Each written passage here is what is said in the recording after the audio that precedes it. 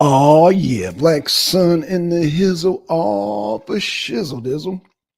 We got an excellent show here today. So yeah, it's Wrestling Wednesdays, man. So we're gonna give down. Oh, we're gonna have a good time. We're gonna have a good time tonight on Wrestling Wednesdays. Y'all know how we do, man. It's going down.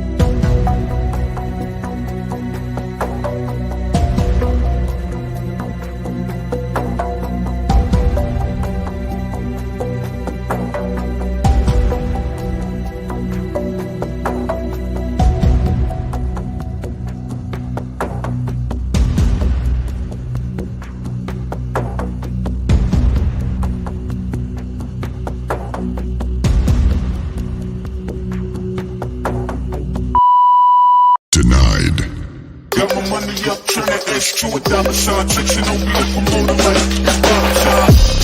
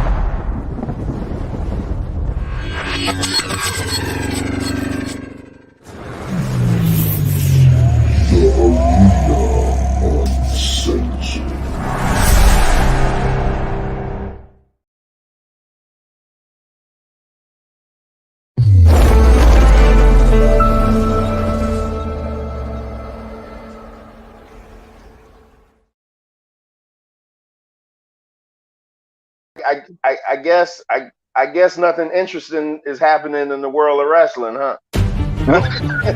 My goodness, man. Unbelievable. So me being the Vince McMahon fan on the panel, I gotta say that this is very upsetting because like there's a couple of interesting things we need to keep an eye on. According to Vince McMahon, he says that he got bad information. People who told him that he should have stepped down last summer. They said they told him that it wasn't a good look for the company. Go ahead and step down. But he's been listening to other people, and they said, well, just stick it out. It'll blow over. And then with the news of Dana White slapping his wife, it kind of swept the Vince McMahon sexual allegations under the rug. I think Vince McMahon is bad for the WWE right now because I don't think any 70, damn near 80-year-old man knows a thing about creative. Now, it's his company, so I'd be a hypocrite in the same vein to say, oh, you can't do anything with your company. It's his company. But as long as he stays out of the creative, then I'm fine. Right. Oh my God! So yeah, it's a mess, man. Business. Vince never had confidence in Triple H. Triple H was kind of like, that's why I honestly, and I said something to my boys earlier today. I said I wouldn't be surprised if I see Triple H in AEW by the end of the year. Because I think I'm telling you, I think it's about to get ugly, man. Because Vince is too cutthroat, man. He is. Right. I'll say this. I think we have to look and it's kind of crazy to say it, but honestly, I think we gotta look past Vince. You know what I mean? Like if whoever takes over this company and whoever he sells it to, what choices are they gonna make going forward for the vision of the company? I think that's more important than Vince getting control back over, with creative or not. I think whoever he's gonna sell this company to, how are they gonna structure the overall plans of the company going forward? I think that's more important than Vince himself, to be honest with you. It's all about Vince, and I feel so bad saying this because I love that type of businessman. So I don't want to come off like a hypocrite right now, but this is where you could call me emotional, Blackson. This is going to be the one time you could call me emotional, because I'm just thinking about, I've been watching this shit for 35 years. My daughter loves this shit, man. My daughter makes TikTok videos of her pretending to be a woman's WWE women's champion. And so for me to potentially tell her one day that's it, it's over. We're not going to watch AEW. What the fuck? I'm not going to watch that. It's that's what I'm saying, man. Personally, for me, this is really bothering me, man, because I'm like, damn, man. What am I going to do?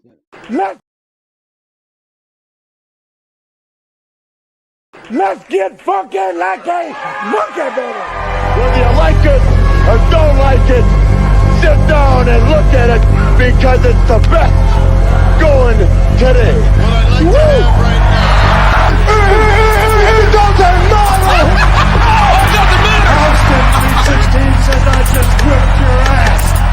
It's showtime, folks. It's just a man. And what's it gonna do when Hulkamania and the largest arms in the world run wild on you? Who's next? Hey, how about that, ladies and gentlemen? Cause that's the bottom line. The Stone Cold Simpson.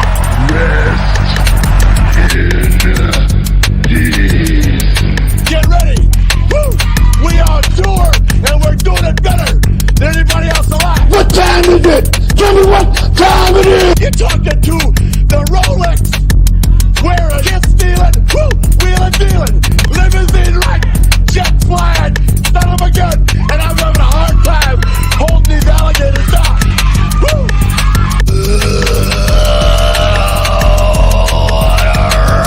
Oh, it's true. It's true. So this goes to all my freaks out there. Big Papa Pump is your hookup. Holler if you hear me.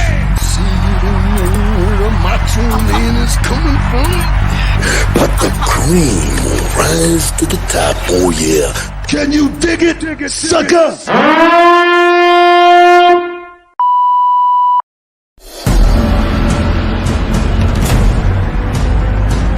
Ladies and gentlemen, welcome to the show.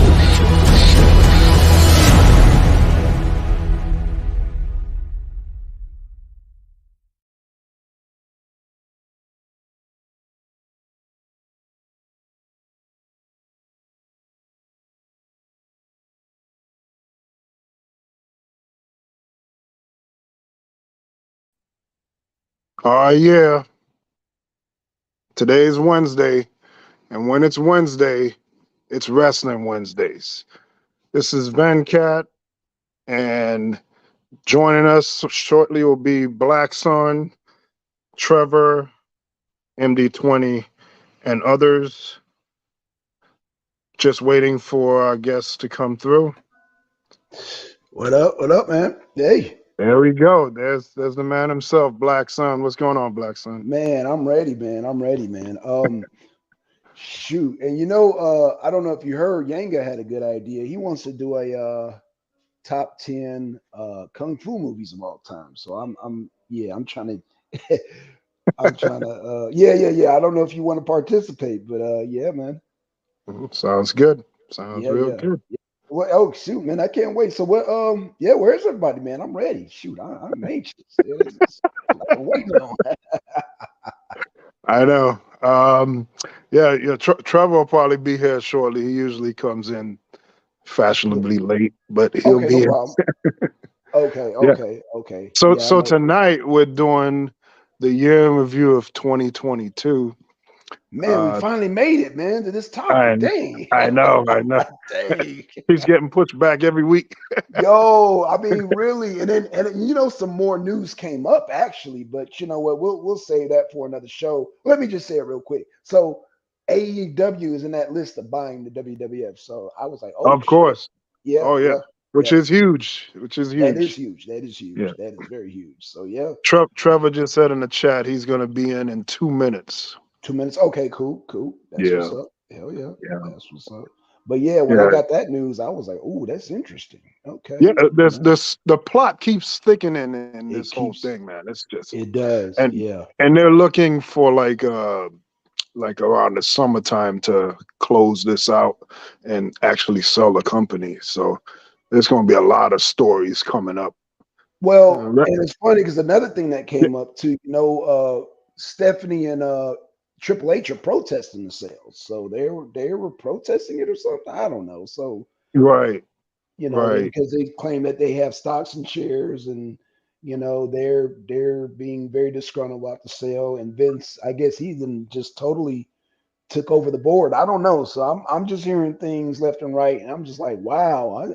Can we get to this year in review, man? Because this thing is really snowballing out of control with this whole sale thing. Like, really, people are really biting their teeth, man. And I get it, but like I told Trevor, I said, me, you, and MD20, we went through this already when they sold the territories. So this is not right.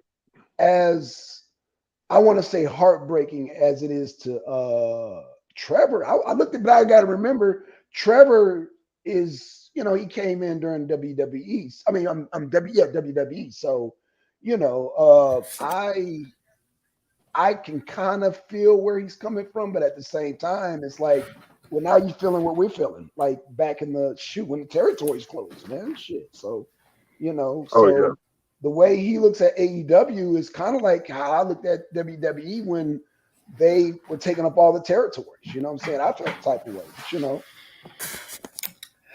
what's going on, Trevor? So let me go ahead and clean it up right now. Oh boy. But before we start the show though, seriously, on a serious note, I don't know if you saw the news, but this morning Jay Briscoe died in a car accident. So Oh wow. This morning? Yeah, this morning. I'm not gonna be the guy that's gonna sit here and be like, oh, Jay Briscoe. I've never watched one Jay Briscoe match. I've only heard of the Briscoe brothers. Actually, as a matter of fact, when I heard of the Briscoe brothers, I was thinking of Gerald Briscoe and his brother. That's who I was thinking about. But yeah, I saw it this morning on Twitter. Him and another person died, and then they're also saying that it was a kid in the car also, but I don't think the child. Wow. Yeah, I don't think the child died, but wow. Yeah, man, terrible. I mean, because especially to the independent Ring of Honor circuits, he was their everything. The Briscoe brothers. I don't know anything about them, so I'm not gonna go crazy. I'm pretty sure AEW will do a tribute to him tonight. So I'll just watch and see what goes on there. So man, rest in peace to him, man. And like, where does and they're the Ring of Honor tag team champions. So like, where does that leave his brother now? You know, to have to deal with this. Yeah, it's crazy. Um, Um, yeah. yeah. One other thing I wanted to clear up though, Blackson, the talk of AEW buying WWE is just like me saying I want to buy WWE. Vince will never sell that company to Shad Khan because it would be him admitting it to him. It would be like he's admitting that he lost to his competition. So, But let's not get it twisted. They can and do have the resources to buy. It's just Vince's ego that will not allow him to buy. But if this was a scenario where there weren't so many offers out there, like NBC and Fox and whatnot, if it was just that one, he may have felt the pressure to sell to them. So it's very similar to the WCW thing. The only difference is they have more people that are looking to buy WWE at this point. So Shad, I mean, and I get it because Shad Khan is rich. So just like I told you the other day, Shad Khan is rich. Tony Khan just gets an allowance from his dad. So this is Shad Khan, the owner of the Jacksonville Jaguars, that wants to that's putting it out there about buying the WWE. But I mean, we'll see where it is because I did see the story too about the summer. But last thing before we get into the review, there was some big news in the UFC. So I sent an invite out to my cousin who's not Bones, but his brother. He's a UFC like guru. So I wanted him to come on and talk about it. So I don't know if he'll be able to make it on. I just sent him the invite. Oh, that'd be great. We got there's some major, I mean, groundbreaking. And I want him to come on and talk about it before I had to say it. So we'll see where that goes. But the thought that the rumors being floated that Stephanie and Triple H are against the sale is just crazy because they knew that that's why Nick Khan was being brought in to help shop the company. And they openly worked with him. So I think they that knew this was coming. But I think the objection is primarily with the Saudis, I believe. I think that's the aspect that they're not going for. Now, if it's NBC, okay, fine. If it's Disney, okay, fine. At least it's still in America. At least it's not under some weird regime. But with the Saudis, that would be a completely different look. As you detailed quite well last week. Yeah, those ramifications. Yeah, you know, I'm Team Vince McMahon, but man, that Saudi shit would really piss me off, man. Like that would, just because of everything that it would undo. You know, the women in Saudi Arabia within the past year just got the ability to drive. So can you imagine what they would do to a company like this, where the women dress, naked, halfway naked and stuff like that? It would be crazy. Okay, so I got some really interesting news from Nature Mom. She said that Saudi, and I told Yanga this, man, I almost fell out of my seat. She said Saudi is actually becoming more liberal and they're about to try to lift gay marriage and shit. So I don't know. And she says that they're trying to appease more to Western standards and all that, because I have to get Yanga to explain it better, because he says that, when Saudi Arabia, the country, formed, you had two sides. You had the government side and you had the religious side. So apparently the religious or the non-religious side is all about money. So I don't know. Right. And he said that the extreme side, which the side that Osama bin Laden comes from, they're the more Wahhabis. They're the more hardcore Muslims. So that was very, shout out to Yanga. He gave me kind of a little insight. He said, when I told him that they were thinking about having gay marriages over here, Yanga, who's a Muslim, said he wasn't surprised. I said, what? So I was, so shout out to Yanga. I was thoroughly shocked when he said that. So shout out to Yanga Pharrell. Shout out to Yanga and the Democracy Takeover. Yes, Democracy Takeover. Yep. Yeah, my cousin just sent me a message asking were we still going to talk about the UFC stuff. So he said he's going to jump on for a bit, and tell him to get in now before we start getting into the top story, to the story thing. I guess, so I guess you guys know, I said it last week. I'm going to announce it publicly. I'm going to watch AEW for 1 month. Of course you are. Because, well, no, but it's not because of what you think. You think because you see your thing, you think WWE is going to fail. I don't. Here's the thing that I was thinking about. AEW, I always call them WWE Junior because WWE little brother, because they are. And I had a conversation with Venkat, and I was telling them, I said, I start naming all the little promotions that I watch. Right. And he was like, damn, he was shocked. And I told him, I said, the reason I don't watch AEW is because they can't just stay in their lane. You're nowhere on the level of the big boys, so why continuously bring them up? That bothers me. That's like your little brother always nagging at you, trying to be you when he can't be you. And well, I mean, I thought about that when you said that, and I was thinking about it. I was like the reasons that you dislike AEW was sort of similar to the reasons I dislike WWE, where they just can't seem to just do their thing, and they're always worried about what others are doing. Exactly. And WWE with the Nacho Man, you literally gave Macho Man a desk job, literally, and you didn't use him when he was still in his prime. And then he jumped ship over, and you're going with all this sensationalized crap that they always do. It's very petty.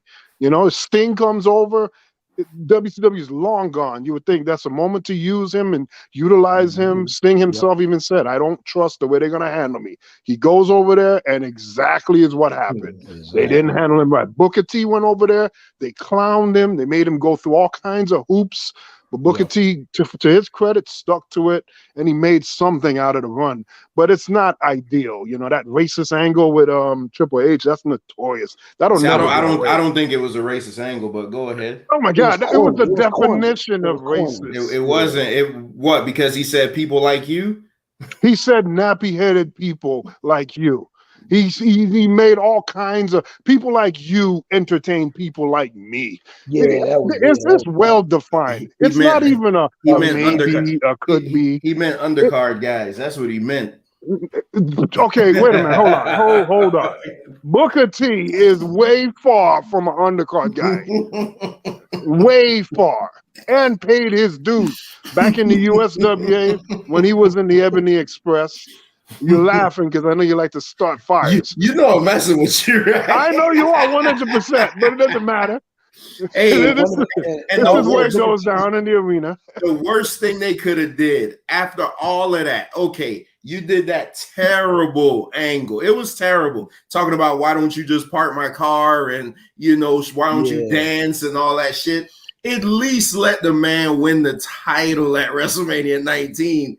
Right. To have him lose. Oh, I would have still. But not only that he lost, right? He hit the pedigree and then laid there for a good 25 seconds. It seemed like an eternity. It seemed like an eternity. It was 25 seconds. People counted it. It was 25 seconds. That made Booker T look super weak, and that was done on purpose because he's a WCW guy. Yeah. So the beef you have with AEW, where they're doing a lot of pettiness, and let's be, I'll speak up for the AEW or any league for that matter, right? But AEW should really shut their mouth because they had that embarrassing firework thing that happened where they were supposed to blow up the ring. I mean, when you do that, you got to shut up for at least 10 years and just get in there and do better work, because that was ridiculously stupid. And not to mention what I'm pretty sure is going to top our list tonight is that media scrum. So, oh my God, yes, and that's the other thing too. Like every time AEW does something phenomenal, and it's like, wow, they are gone. Then they do something completely senseless, petty, and just dumb. And it takes away all the steam. They did it all in 2022. They would do something great and then do two stupid things. And it would just like turn off people like you, Trevor. It would turn off certain people. So they make it hard to really root for them at times. That is a knock, and I do agree with it. But you know, there's good and bad to everything. I mean, even the WWE, you know, I talk about them because I have to. Yeah. Somebody has to keep that in check. And that's why I said I'm going to watch AEW. I'm going to watch it objectively because let's face it, 60% of their roster are guys that I was rooting for 2 years ago over in the WWE, and it would be hypocritical of me now to act like those guys don't exist. Like I was telling you, to me, Daniel Bryan, I mean, I'm a manly man, but at WrestleMania 30, when he made Batista tap, there was a tear that fell down my eyes because I knew everything that it took for him to get to that opportunity. And, you know, with the start of the Yes movement and stuff like that. So they Aleister Black, they got Adam Cole. I love Adam Cole. You know, the Revival to me is the best tag team in the world. And for 2 years, I've not watched it just because I'm like, you know what? No, I'm WWE. Fuck AEW. I'm not watching. I'm not giving them my view, but you know, that's changing. I'm going to watch it tonight. I mean, I may not watch it live, but I am going to watch tonight's show, especially that they're probably going to do a tribute to Jay Briscoe. But yeah, it is. And I've told you, I think the AEW title is the best belt in wrestling right now. That belt is beautiful. Yeah, it's pretty good, man. I'm a huge Chris Jericho. It's not better than the real world title, but nothing's better than the big gold. Nothing's better than the big gold. Big gold belt is when you think about wrestling, that's it. The big gold. Right. That is the belt. Or the winged eagle. Yeah, AEW has legit people on their roster, and it's not because it's a WWE. They got a nice mix of guys that were on the indie, guys that were outside of the WWE, and guys that were in the WWE. And their roster is so, I don't know if you could say big or bloated. But people are not even on their shows. They're like just on the sidelines, just waiting, which is an indictment on them because that means you need to make another show. They have the Friday night show. Right, they got two, but clearly you need another. I mean, they do have AEW Dark Elevation. I do watch that. That's mainly what I watch, but that's really like the low guys. We need like a middle ground show. I think Dynamite and Rampage are like kind of equal. Like they're like Raw and SmackDown, and they need like a NXT-ish situation. And Elevation is just like, I don't know. That's like, I think that's lower than an NXT. I think Elevation is just, let's just get some guys to get some workouts, you know, kind of like what wrestling used to be in the 80s. It's like almost squash matches at times, but they need something in the middle to showcase a guy here and there. Maybe even go back to the old ways. I mean, wrestling does not have to be at nighttime. There used to be a time when could be in the morning and it would be fine. And it doesn't have to be live. It could be pre-taped. Just get another venue out there to showcase these guys' talent because they're just wasting away on the side. So it's a good thing, but it's like you can tell the company is not ready for the roster they have. Like if this was WWE, it wouldn't be a problem because they have so many shows and so many avenues to put shows out. But with AEW, they're just like, they got this one little tiny ship. And they're yeah, go ahead. No, what I like what AEW, I mean, what I like what WWE is doing now, I mean, it took them long enough. It took Triple H to get in charge to do it, is the wrestlers, the underutilized wrestlers, he's sending them to NXT to work with the younger up and coming talent. You know, it's you have all these shows like the New Day. Yeah, why not use them to elevate some talent? Like, so I know it comes off, and part of this is a character that I play. I love to be combative. I love to get in arguments about certain things. I'm a professional wrestling fan. The heel minister. Yeah, no, I do not like all the 100 flips. I'll never like that. And you know, I'm gonna tell you something. You're probably not gonna believe this when I tell you. You know who I get a kick out of in AEW? Orange Cassidy. Oh, he's awesome. Just to tell you, awesome. Just to show you that I'm not this like, oh God, the mat is sacred type shit. I just find him so hilarious. But I was watching him I was watching it on YouTube before he got to AEW. It was funny then, and then when I saw him going to AEW, I'm like, oh my god, he's actually in there. I didn't think he was going to be able to make it to like a WWE or an AEW. Now he But can't fight for my world title now. I mean, he is kind of over with the fans. Yeah, but He that kinda doesn't is. mean anything. Hey, drop a That link. means everything in wrestling. Drop a link again. My cousin's in the chat. All right. Yeah, that doesn't mean anything though, because Zack Ryder was over with the fans. I mean, and when Zack Ryder became United States champion, it flamed out. Yeah. Yeah, cuz just hit that link. Yeah, so yeah. Oh, MD, what's up, man? What's good? Y'all can hear me? Yeah. Oh, okay. All right, I'm driving to the house. Yeah, me and you got a show scheduled for Monday, MD.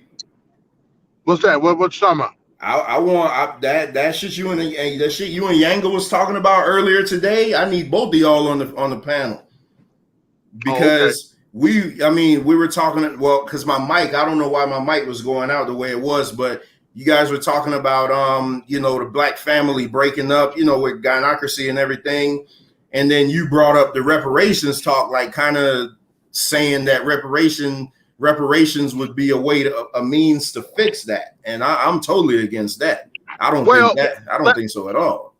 Let me put it into more of a context, right? I don't think it'll fix it right away. I'm not saying that, but it's when we're talking about generational wealth, we're gonna have to get used to not having to play crab in the barrel. You know what I mean? That's not gonna be in me and your lifetime. It may not be in our kids' lifetime, but it's the stepping stone in which we gotta have in order to feel whole within the country, if that makes sense. Well, I guess the way I heard it was like, if we get reparations, I don't want to take up this show with it, but I'll land my plane here. But I guess the way I was hearing it is like, if we get reparations, then that would cause the black man and the black woman not to veer out outside of their race, because the money would be there. So my only pushback to that is, you do realize when black people didn't have anything back in the 50s and 60s, that's when they were more together and stronger. So we had to identify what besides the money came in and broke it up. What makes you think we didn't have anything in the 50s and 60s? Well, no, that was our peak. And you know what? I kind of agree with you on that. Yeah, we'll talk about that Monday, because I'm gonna walk that one back. But yeah, and that's what me and Jaeger was saying. We were a tight fit in industrialization at that point. We were the working force behind the manufacturing plants at that point. Though we weren't making the best money, it was enough to become a class where the generation after could benefit. Like my aunt was able to go to college off of that. You know what I mean? But that's another story. Let me mute out. Y'all continue. All right, so y'all know this is Wrestling Wednesday. When we came up with this show, we wanted to make it real big, so I thought about adding a MMA portion to it. So I watch MMA as a casual fan, but I know somebody who loves this shit, and they break it down like how me and Venkat break down wrestling. So something major happened in the world of MMA. I want to say this week. So I'm gonna back down and let my cousin take the floor over. So I don't know if you want to go, but your name is on there, so I guess everybody want to know. So this is my cousin Zay. Welcome to the arena. What's up, everybody? How y'all doing? Yo, peace. What's going on? Okay. I'm pretty sure you're referring to Francis Ngannou being released, so they call it, and John Jones fighting Cyril Gane. Is that what you're referring to? Yeah. So see, look at that. I had it wrong. Francis Ngannou was released. That's what they say. So basically, his contract was up. Usually, in the UFC when you're one of the upper echelon fighters and you have one fight left on your deal, they try to hurry up and renew you before you fight out that last fight. But since he wasn't trying to renew his contract because he asking for things like his whole thing is, okay, you say that we're independent contractor, but I can't go work for nobody else. He want to go box. He want health insurance. He want this. He want that. And the UFC is like, if we let you go do it, then we got to let everybody do it. And Conor already set a Everybody precedent. should have that. Everybody should have that. So I'm not saying I disagree, but so basically, I guess they offered him $8 million, and his whole thing is it's not about the money. I want these certain things. You get what I'm saying? So they have this clause in the contract where if you don't re-sign, then they have a year to match whatever offer anybody else brings to you. So you can go shop around and come back and say, yo, look, they offered me this. Do you want to match it? But what they usually try to do is just like how they try to set up Nate Diaz. If they know the chances of you re-signing are slim, then they finna match you up with somebody who they think gonna take you out because they don't want you. Kind of like in wrestling, like you don't go out on top or always win. You get what I'm saying? But because it's not wrestling, you can't script it. So Ngannou fought that last fight and he won, and so now they negotiated. They say for like 2 years, and they wasn't willing to bend or break. So then Dana comes out after the fights on Saturday and starts shitting on Ngannou, saying how like, yeah, he wanted this, he wanted that, he want to go somewhere else and make more money to fight lesser competition, and this, that, and the third. And then he started saying how, we don't know if it's his knee surgery, maybe he didn't want to fight John Jones. He trying to pretty much tell everybody out there like, if you get this product, it might be broken. So hold on. So this is the same Francis Ngannou that was he or is he the UFC champion? He was until they said he got released, but basically he didn't get released. His contract was up, so he's not anymore. Now, he's probably the first person to ever leave with the belt. So they released their so Venkat, they basically pulled a Ric Flair. In 1990, what? 1992. Yeah. Like, okay. So basically he could show up on Bellator with the UFC title then. Well, there you go. He probably could, but I'm pretty sure anybody who has ever been a champion, you have your own belts. Like, it's not just the one that you show up with. Like, every time you win, they used to give you a new belt because like Demetrius Johnson got like 12 of them. But like every that's time just you like wrestling. That's just like wrestling. Okay. So now they do this thing where every time you defend your belt, they add a ruby to it. Oh, nice. Oh, that's nice there. I mean, yeah, that's a great concept. Yeah, that's a nice concept, man. So what? Like, who do you think he's going to sign with? I don't know. He said he got something up his sleeve. He really want to box Tyson Fury, but everybody know he'll get murdered. Like it's really no. So I don't know what he got planned. I know Bare Knuckle want to sign him. Everybody want to sign him pretty much. He'll be the biggest draw, like still in his prime coming out of the UFC. Yeah, but besides Diaz, but Diaz ain't in his prime no more. If he fights Tyson Fury, that's an easy $50 million. Right, and that's probably what he's looking at, like the bag. I don't know if y'all know his story, but like he's talked about it on Rogan in detail. What it took for him to actually get to America. This is deep. He like literally came from nothing, working digging ditches when he was like 13, 14 years old for like $1 and something a day. Wow. So hey, Blackson, either way, he already won in life. Hello? Hey, let me ask you a question real quick, Blackson, and this tie into the subject. You got your own truck. You're an independent contractor, right? Yeah. Could you go get a load for somebody and then tell them I'm finna go get a load for another person? I mean, they don't. That's a good question. They don't really pry like that. As long as you, so the guys that I work for, as long as you get your job done with them, then you're good. You know what I'm saying? But they do have this thing where like they want you to work the whole day, and if you don't, some are like these Africans, if you don't work the whole game, they saying they don't have to pay you. That's only them damn Somalian. Okay. Yeah, them Somalian motherfuckers. Okay. You know. Here's another question for you. Okay. You on 1099, right? Yeah. Okay. All right. No taxes coming out of your payments, right? Right. Okay. Do you have health insurance? I have to get my own. I have dental, but I don't have health, so I have dental right now. Okay. I'm done. Yeah, So- I see your point. Yeah, And my whole man. thing is, a lot of these fighters be complaining about what they get paid, but I look at it like, you know what it is when you step into it. You feel me? So Exactly. it's like you be excited when you get signed by the UFC, but then it's like another fighter, Paulo Costa, when he got signed, they signed him like, okay, they pay out as like you get 70 to show, 70 to another 70 if you win. You feel me? So he was signed at 70 and 70 for 6 fights. But now he fought for the belt and he's a bigger draw, so he want to renegotiate. He on his last fight. And they had him scheduled a fight coming up, but he was like, nah, I'm not fighting this guy for this kind of money. Like, I don't fought for the belt. I'm a bigger star. Let's renegotiate. As Now, he some should people be. they do it for.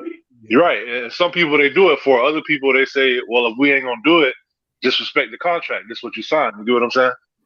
But the UFC is kind of disingenuous. I mean, I understand what you're saying, that they know what they're getting in the beginning, but they're so excited, they go for it. But a lot of these fighters are not coming from the greatest economical situation. So that's sort of a predatory type deal right there. Right. You know, let's get people in with these less than desirable contracts, but because their lives are so low that they'll go for it. That's what the whole economy in America is really about, keeping people low so that they could take less and then we could make more on top of their work. And this is the same lame ass story that goes on. It's in sports, it's in retail, it's in everywhere. So I mean, I'm for the fighters, I'm for the wrestlers, I'm for all those guys, man. They put their bodies on the line. People literally died in the ring, died on the field. You know, they should get what is deserving, and what the business brings in should be enough to where the bookers or the guys that put the matches together, they can get theirs, and the people that are fighting in these attractions should be able to get a well-paid day. There shouldn't be a problem. It's when the bookers take more, that's when it's a problem. So somebody look up Francis Ngannou's what was his past contract? Does anybody know? Yeah, Zay probably knows. Nah, I don't really know. I don't really get into the logistics like that, but I do know that what he was offered, they said he was going to be the highest paid heavyweight in UFC history. Even higher than what Brock. his contract was previously. That's what they said. Wow. But I know once you hold a belt, every time you fight, you get a percentage of the pay-per-view as well. Man, well, that's listen. good. That's good. Man, listen. Yeah, you're putting your body on the line. You know, like, you know, you're taking a great risk when you step in the ring, on the field, wherever you may do in sport. But bro, you're a multi-millionaire doing it. I ain't got no sympathy for your struggle gains in terms of employment. I don't give a damn. Yeah, but MD, what about like football players, which is they get exploited like hell. Sure, they get millions of dollars, but those millions of dollars don't really play out like NBA players. NBA players get more money. NBA players get more benefits. NFL players, their lifespan is like 3 years generally on average. That's slowly changing. Like guaranteed contracts are going up and up every year in the NFL. Yeah, so but it wasn't there. It wasn't there for those guys that clearly are suffering from CTE and other mental issues and injuries and all these problems. Well, it wasn't 20 there years for those ago, nobody worried about that 20 years ago. Yeah, and that's a problem. So it's being evolved. Contracts are being evolved. Eventually, like football is always going to be king. Eventually, the way the players going now, football players will be the highest paid. You know what I mean? Like But that's it just should have. My argument is it should have already been there. Football was a major attraction, has been a major attraction for decades now. So they've been making money hand over fist. You know who ain't worried about their next meal? The owners and all the upper people in the NFL. They've watched these players go through a lot of hell, and it's like, come on. The pie is right there. You shouldn't get everything, and I get the little crumbs on the floor. They're the attractions that put on the actual game. Without the players, there's no game to watch. Yeah, you're right. But hey, like I said, man, bro, you're doing better than me. I ain't, you know what I'm saying? I get that. I get it is but what it it is. doesn't make it right. It doesn't make it right on any level. You know, it's like you're giving an out to these owners that are just like, they run an NFL like a plantation. I'm not a fan of the NFL, man. Like, a lot of what it is. disgusting things happen. I'm not a fan of it. Well, Venkat, I mean, go ahead, MD.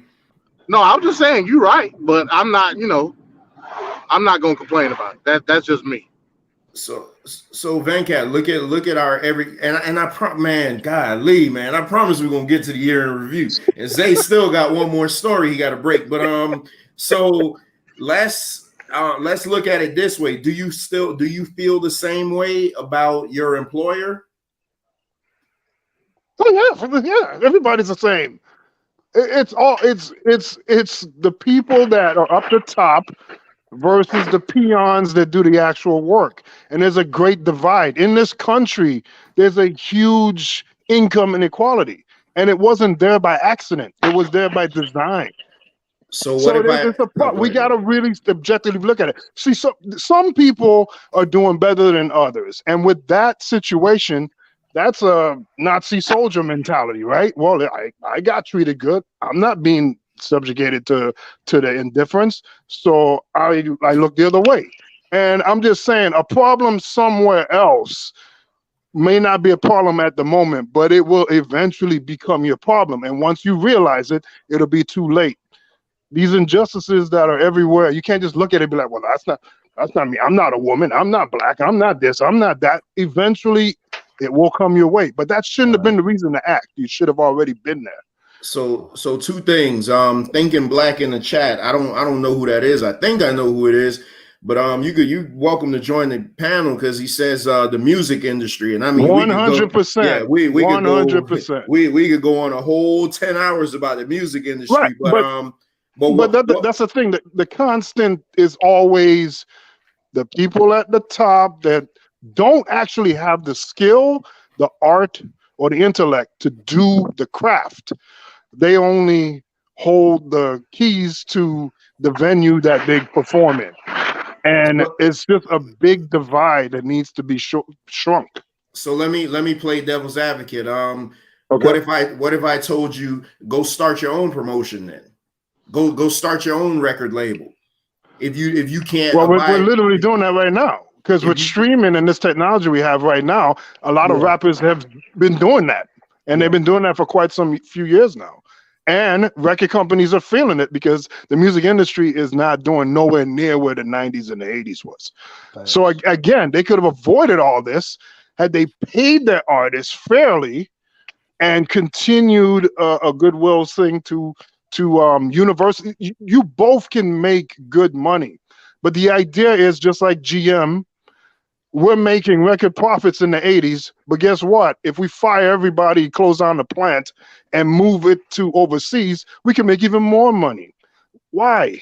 You're in the community, you're in America, do your part, but it's never enough. So then we have these situations. So I just think somebody got to put them in check.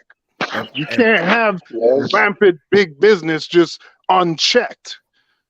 That's just crazy. It's a lot of greed. It's a lot of greed going on, and I was just saying, it's a lot of greed when it comes to stuff like that. But to me, my whole biggest problem with the way it was handled was that, okay, if y'all tried to negotiate and y'all couldn't come to an agreement, you can leave it at that. As a promoter, like who was just like a year or two ago saying, "Oh, John, like once Francis knocked out Stipe, that he was saying, "Oh, John Jones don't want to fight this guy because him and John Jones is on bad terms." Now, once Ngannou was leaving, it's like the way he's shitting on him is like, I feel like that wasn't necessary. Just say, yeah, we couldn't come to an agreement. Hopefully he found what he's looking for, and I wish him good luck in the future, whatever. Like he You ain't have talking to about Dana White? You talking about Dana White? He ain't have to sorry, I got echo. try to kick dirt on his name on the way out. You get what I'm saying? That's what I didn't like.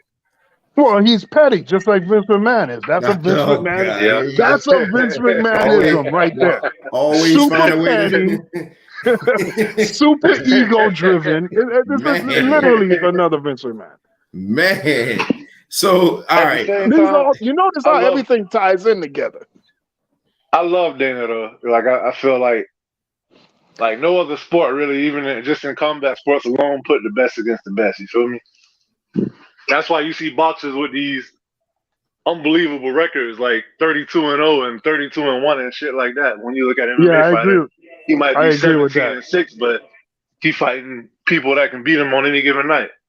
That's very true. That's very true. Yeah, that's very true. So what do you feel? Because you said you love Dana White, just like on this show, I'm the Vince McMahon apologist, even though not so much lately. But what do you feel about him slapping the shit out of his wife? Don't hit me, I won't hit you. Oh my God! Don't get it wrong. I don't agree with hitting the female, but at the same time, that female knew he was a male when she slapped him, right? Like, but that's his wife though, right? So that's her husband. What's she slapping him for? Has your wife? Maybe he did something stupid. No, my wife. Maybe he did something stupid. No, my wife. Don't you put play her hand. stupid games, you get stupid prizes. Like they both did something stupid. They both I'm not for hitting women, but I'm just saying like nobody knows what they're gonna do in the situation until they're in it. You know all right, this guy's getting censored right now. He's gonna get censored.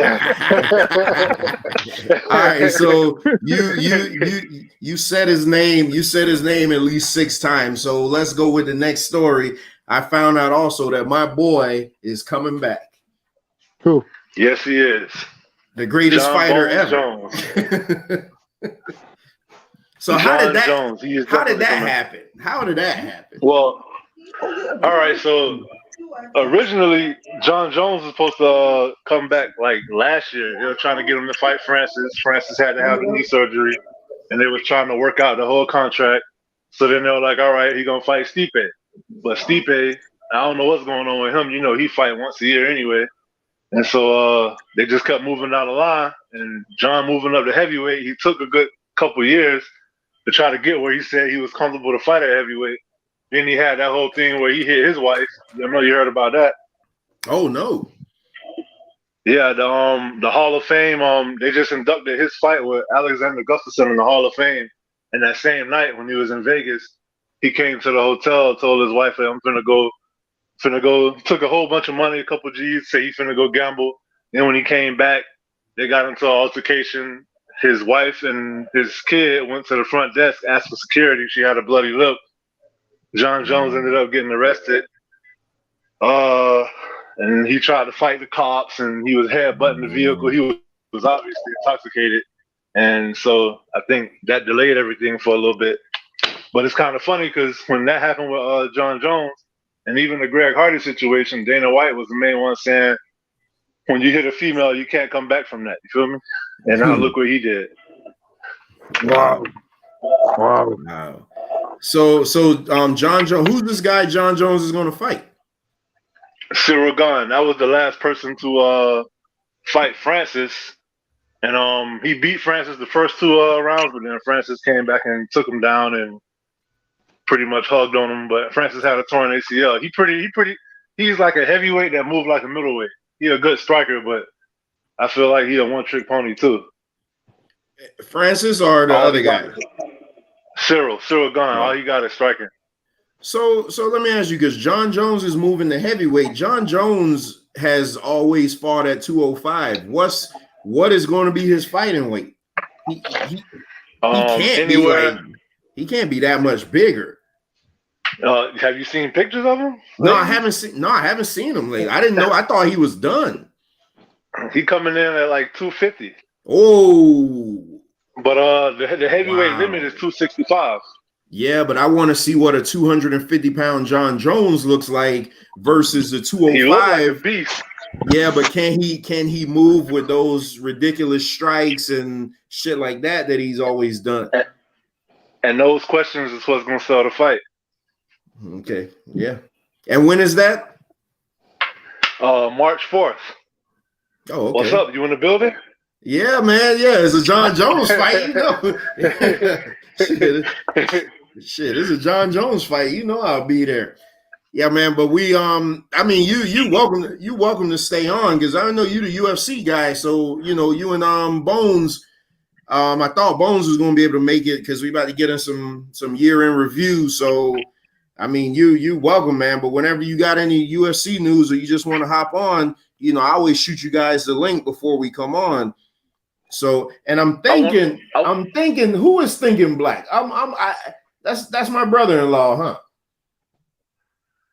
Hey, I want to say one more thing about a question you asked me the other day. Yeah, go ahead. Why the UFC can't keep a heavyweight champion? The reason why I feel like Stipe Miocic defended the title 3 times. That's the record in UFC history. And I think it goes back to as far as heavyweight, and I feel like it goes back to when you're in the UFC, those are the best fighters in the world. When you're in the top 5, you're not the top 5, you're the top 5 of the best fighters in the world. So when you at heavyweight 265, between 206 and 265, and you going at it with somebody else who's also one of the best fighters in the world, all it takes is one, no matter how much skill you got. Oh yeah. So I feel like the fact that they fighting the best against the best, it's like, nope, you're not gonna have a reign that's like 400 days like WWE or anything like that, because you can't script that. You feel me? It's unscripted violence. Right. Yeah. Yeah. But the day a guy actually does that would be phenomenal. So I said the day a guy actually does that, let's say he wins 10 matches in a row or more, I mean, that would be phenomenal. It happens, like John Jones, but not in the heavyweight class. I mean, you got a lightweight, like Anderson Silva did it. He had like 13. John Jones had like 13. But when you go to heavyweight, I feel like it's a whole different ball game. Yeah. Yeah. Man. All right. Well, you got any more or what? We gonna get that's pretty much it. Yeah, man. We appreciate you coming on, man. Stay on. Because we're about to argue now. We like to get this you know, we trying to get the arena built up, man. Blackson, I told you I'm gonna just keep bringing you talent after talent after talent. I'm telling you, man. Yeah. So let's get on it, Venkat. Go ahead and rip it off. Oh, so 2022 is a very unique year in wrestling. Probably the most unpredictable, craziest, where the most unexpected things happen all year long. From the beginning of the year, Roman Reigns getting COVID, set to defend the title in the pay-per-view day 1, and he couldn't do it. To AEW hitting heights and lows that were just ridiculous. But you know, it's not going to go in any kind of order, but I'll just say, like, one of the things, let's just start off with something like Undertaker's Hall of Fame induction. What are the general thoughts on his career and his induction? Oh, come on. You got to know. Undertaker is one of my favorite wrestlers of all time. And to see him finally pack it up, I had a sigh of relief that he was able to walk away and not be Ric Flair, because I thought he was heading into Ric Flair territory where he was just never going to give it up. And Vince could offer him another $1 million and he'll come back and he'll keep coming back. And every time you see him, he's just looking more and more slower and decrepit. So his Hall of Fame induction to me was just like a big sigh of relief. Like, did you think he was going to get hurt or that he would do something embarrassing to himself? Yeah. Well, his match against Goldberg, he almost died. You remember Goldberg dropped him on his head. He almost died. Good God. That was and go figure where that was. That was in Saudi Arabia because the Saudis wanted Goldberg and Undertaker. I mean that was ridiculous, man. So I really thought he was going to suffer an injury just because, let's face it, he's 6'10", over 300 pounds, and in the words of Kevin Nash, guys like that don't live long. Right. So you know, I just thought I thought it was going to end bad, man, and I'm glad. You know, I'm hoping my number one wrestler will take suit and just pack it up before it's too late. I mean, Undertaker is amazing. That debut in Survivor Series 1990, I watched that live on pay-per-view. He was an instant presence from day one. And there are times where his career is kind of like, you know, but he stayed with it. And he achieved something nobody else. First of all, he has one of the greatest introductions, if not the greatest, with the music, with the lights, with the wardrobe. It's just, it makes chills to people. Even in the day, I can remember, Undertaker's not all that, but then you had to respect that hustle. You couldn't look at that. Like, I wasn't a Kobe Bryant fan for the longest, but over that time period, you just had to acknowledge and respect what the man was doing. Undertaker, he did his thing, man. He beat everybody that was in front of him. He won multiple championships. He delivered on top-notch matches, and he was a part of great angles. And so he'll be one of the best. He has the tenure. He has the work behind him. Just awesome. Mark Calloway, just great. And unlike Hulk Hogan, he made people better being in the ring with him. Right, and people actually have respect for him. Yeah. I mean, that's the biggest thing. So another reason why, another just great guy from start to finish. He was not a phony. He was not stabbing guys in the locker room. He was a leader, and he represented the ring the way it should be. To me, I say Undertaker was the greatest ever. You feel me? I feel like Mick Foley said it best. When Undertaker tell you to go home, you go home. Like, he had the locker room respect. He had the presence, like you said, the angles, the character, and I feel like that's one thing that, like, kind of wrestling don't got characters like that no more. You get what I'm saying? The Fiend was kind of like there, but they don't know what they want to do with that character. So, right. I don't know. I just feel like Undertaker was like Hall of Famer, legendary. Like, the name speaks for itself.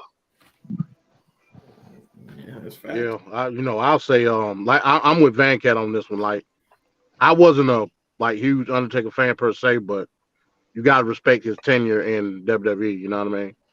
Like he got the track record. That alone puts him on top echelon when it comes to the greats within WWE. You know what I mean? All the accomplishments, the streak. You got to take all that into consideration. Yeah, I'm at the concur. He definitely has the endurance. Not really, like I said, I wasn't a WWE fan either, but I know he went through some eras. He went through the badass, he went through the dead man, he went through all that, and then you talking about, like I said, the attitude era. He went through so many eras, so you gotta respect the damn endurance, definitely. Right. So we go from one legend to another. Ric Flair. In 2022 of July, he had his last match. This was publicized. Even though he had a last match at a WrestleMania against Shawn Michaels, that was a great match and a great way to leave. Ric Flair had to pay that mortgage, and he did a last match. What do we think of Ric Flair's last match? Embarrassing. That's all I got, and I'm glad he didn't die in the ring. That's all I got. Yeah, I'll say, like, I saw highlights of it. Yeah, it was pretty bad. Shots out to Andrade and Jay Lethal, for like helping it out. But in all reality, to me, I think it was one big grift. I think they were just like, okay, let's get this money. It's WrestleMania weekend. Let's get this bread. And it he was saw a the successful opportunity and he did it. Yeah, it was a successful attendance wise and buy wise. They did make money. It was successful. Unfortunately, the match was not. And it was just like Trevor said. I'm gonna echo what Trevor said. It was embarrassing. Ric Flair took a suplex. I don't know why he needed to take this suplex. He took a suplex in the match. When he got down, boom, he never got up for about good 20 minutes. Wasn't he was on knocked the out? apron. Huh? Didn't he get knocked out in that match? Yep, he was knocked out. And after the match was over and he had interviews a week or so later, he did say he doesn't know what happened. Like, he doesn't remember the match from that point on. And it showed because he was on the apron like nobody's business. He was just out. And it was weird to see that because he was doing things in the match that you don't need to do. In that match, all you had to do was do some like greatest hits stuff that you want to see a chop here, maybe a leg move or a figure four. You don't need to do anything extreme, especially he's 70-something years old with a pacemaker. And for whatever reason, he has to bleed. He has to take these hard hits, and that was his undoing. There was a video online where he was training with Jay Lethal like 2 months prior.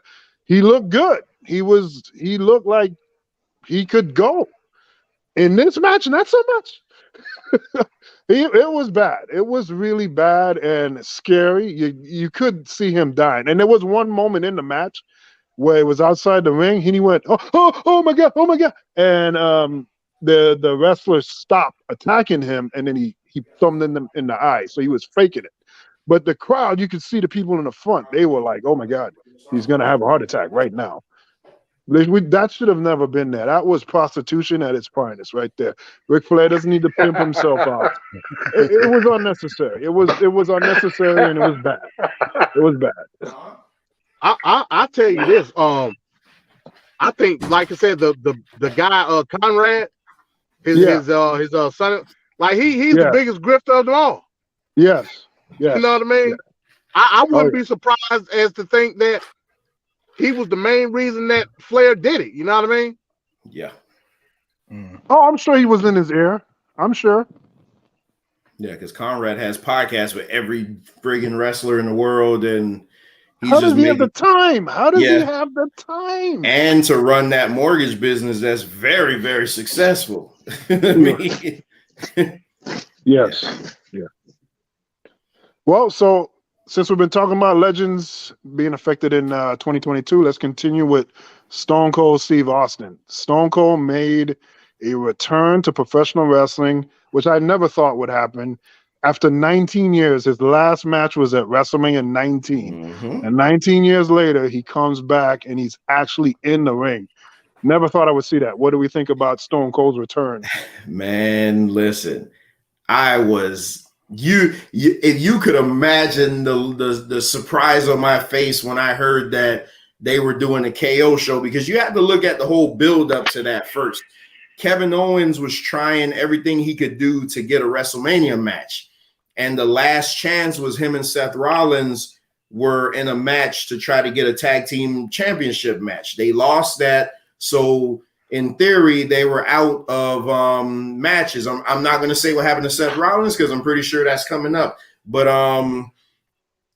so Kevin Owens was like, well, since I'm not going to have a match, let me do the next best thing. Let's have the KO show. And week after week, he would call out Stone Cold.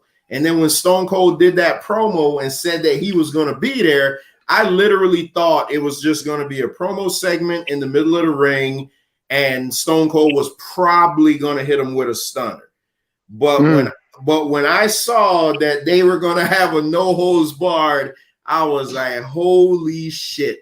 And the fact that after 19 years, Stone Cold put on one of the best performances I saw all WrestleMania, man, that's reasons like that is why after 30 plus years, 37 years, I cannot stop watching this shit. as many times as I try, I'm gonna be like, I'm not watching wrestling no more. I'm done with it. They'll always do something to pull me in, and that was one of them, because I didn't watch WWE for the first two or 3 months of the year because it was just it was becoming unwatchable. But then when the whole WrestleMania hype and the Royal Rumble was terrible, which is my favorite pay-per-view. Yes. So I was just like, Shane man, McMahon got fired because of that. I was like, man, fuck this company. I'm done. I'm not watching it anymore. But they drew me back in with the whole Stone Cold thing. And man, it was tremendous. It was tremendous. It was fantastic. Yeah, Stone Cold.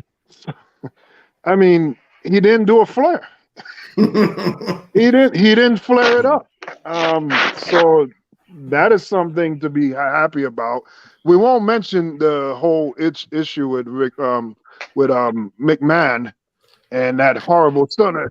Oh yeah, not because of Stone Cold. It was McMahon. McMahon looked horrible. Yeah, like Vince, he looked like a corpse. Vince has never took a stunner good though. No, but that was legendarily bad. Yeah. I mean, it was. I was just laughing about it the other day. I was watching it again. It was. It was Stone Cold was laughing about it in the ring. Austin couldn't do nothing but laugh, man, because it looked so stupid. And then his arms even were just Austin dangling laughed after he did it. Oh my goodness! Yeah, his arms were dangling. I mean, what the hell was McMahon even doing out there? He should not have been out there because he can't give it up. Oh boy. I guess not. What do you think of Stone Cold's return, Blackson? Now I didn't see the match, but I mean, I'm gonna take y'all word for it if you say it was as good as because of his leg injury, man. He hadn't been the same. But like I said, that when you guys said he wrestled, that is a shock to me, man. Because like I said, he based on because I've had my ACL go out, so I know how he's got both of them out. Is that? Yeah, but he's been out because of his neck. He's had terrible neck issues. Okay. Yeah, but neck and knee issues. Yeah. I mean, his legs. He has those two supports. Yeah. I mean, it's really bad. Yeah, every time I see him walk, I just think, oh my God, that must be painful. Yeah. Because I've had that same type of brace he's had, and that shit is not. Man, it's a pain getting it on and a pain getting it off, especially when your knee starts swelling up. So. My hats off to him, man. But and I never thought he would ever return. I think back to Owen Hart dropping him on his head with that power driver. All these other injuries he's had. I couldn't see a way. And the way he talked about that last match against The Rock at WrestleMania 19, how he just wanted to just get it over with and be done and never look back. I never thought he would come back. So it was shocking to me when I saw him in that ring. And they're talking about him possibly being in the Rumble this year. Right, and he's been training, and he looks good. Yeah. Unlike Vince McMahon and Flair, Stone Cold don't look like that. I don't watch too much wrestling no more, but I pop in for the pay-per-views every now and then, and sometimes I'll check out an AEW Dynamite. But I did catch that match with him and Kevin Owens, and I was impressed. I was really impressed. He looked like he still got it. Yeah. Oh yeah. I was kind of nervous for him when he took that bump on the outside of the ring. Yeah. Man. All right, so continuing with the year 2022, a lot of crazy, unexpected things happened all year long. What do we think about Cody Rhodes leaving AEW, a company he helped to bring along to go up against WWE, and him returning to WWE, considering people making comments. That guy from the New Age Outlaws said that he never saw anything special in Cody Rhodes when he was in WWE.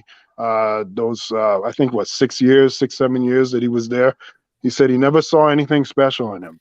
Cody Rhodes then left, went on the independent circuit, then helped founded AEW, helped bring the company along. He had great matches in AEW, and he's one of the best or better performers in wrestling, of all of wrestling. I feel like I think he delivers. So, what do we think about Cody Rhodes leaving AEW, which I would never thought that would happen, at least not right now, and going back to WWE of all places? So I'm I'll gonna. say this. Oh, go ahead. Go ahead. Go ahead, because I was got a lot to say about this. Yeah, I'm gonna keep it short. I just feel like Cody is very underrated and underappreciated, but I'm still not sure why he did that. Like, what was the whole? Do y'all know what the whole reason behind that was? Because that shocked me. Yeah, it's almost like he sold out. Like I'll say went my back reason to the when it's company my that he turn. was going What I against. believe the reason is. Go ahead, MD.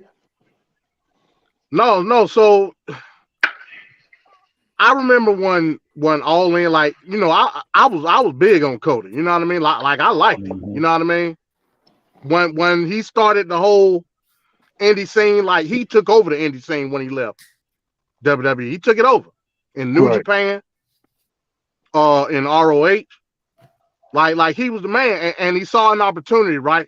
For me personally, I wish he didn't get, or I like I said, I don't know the backstory. I don't know the ins and outs of the conversation.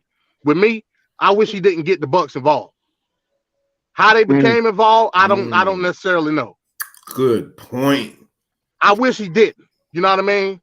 But it was a situation where like Bullet Club was big at the time, and you know he wanted to try to incorporate that within All In, and somehow Tony Khan got in there. I guess that was the money play, and now we see the product today, which it ain't my cup of tea, but I ain't saying it's good or bad. You know, I'm indifferent to it. Well, one of the matches I will say that I liked when AEW started was him and Dustin. Yeah, that match was fire. Yeah. That was a bloodbath. Cody is when it comes to big time wrestling, he's got it. You know what I mean? And he understands the concept of what a big match is. I don't think them other guys in AEW understand that. You know what I mean? Right. So it could have been a conflict there. Then, of course, with the other topic that I'm pretty sure you'll talk about when it comes to the media scrum and all that, a conspiracy theorist could say maybe there is something there. Well, why did Cody leave? You know what I mean? So it's a lot of angles you can go with it. But to me, I think he should have left all those other guys out of it from the onset, and maybe we wouldn't be in the position that we're in right now with the current product. So that's just me. You got something, Blackson, or? Yeah, I want to, and almost similar to what MD's saying. You know, I was shocked when he left too, but I was like, damn, you know, it made me really think, like, what on the business side, like, what's going on? You know what I'm saying? I mean, and for a person to have a project and then set it up and then go back, that means to me that this is what I got. That's my interpretation, is that WWE was treating him better, and then I guess he must have realized these new people, it wasn't. I don't know, man. It just I think it was some bad business at the end of the day. Hey, quick question, Trevor, or Venkat, whoever can answer the question. Didn't the Young Bucks start PWG with what's the guy's name? Kenny Omega? Kenny Omega? No, not Kenny Omega. No. Damn, what's the guy's name, man? Yeah, I don't know. I don't know anything about Joey Ryan. I don't know anything about PWG, so I won't even try to make it up. I somebody correct me if I'm wrong, but I think the Bucks started PWG with Joey Ryan, like that was their promotion before they sold it. I could be wrong, but like if anybody's ever seen PWG, you know what that is. You know, like that shit is crazy, but it is what it is. So I look at this two ways, and this goes to show this is why I am the way that I am when it comes to WWE. WWE will forever be the biggest wrestling promotion in the world. And everybody may shit on it and they may do whatever they want, but everybody always comes back home. So now the question is, why would Cody leave and then go start another promotion, then leave that promotion only to come back? Cody's run in WWE was not good. The fact that we didn't get Cody Rhodes versus Randy Orton at a WrestleMania main event is something that is not right with the world. The legacy sells that. But here's the thing. Cody Rhodes coming back to WWE fulfills two promises. Cody Rhodes wanted to leave the wrestling industry better because of the legacy of his father. And he did that by starting AEW.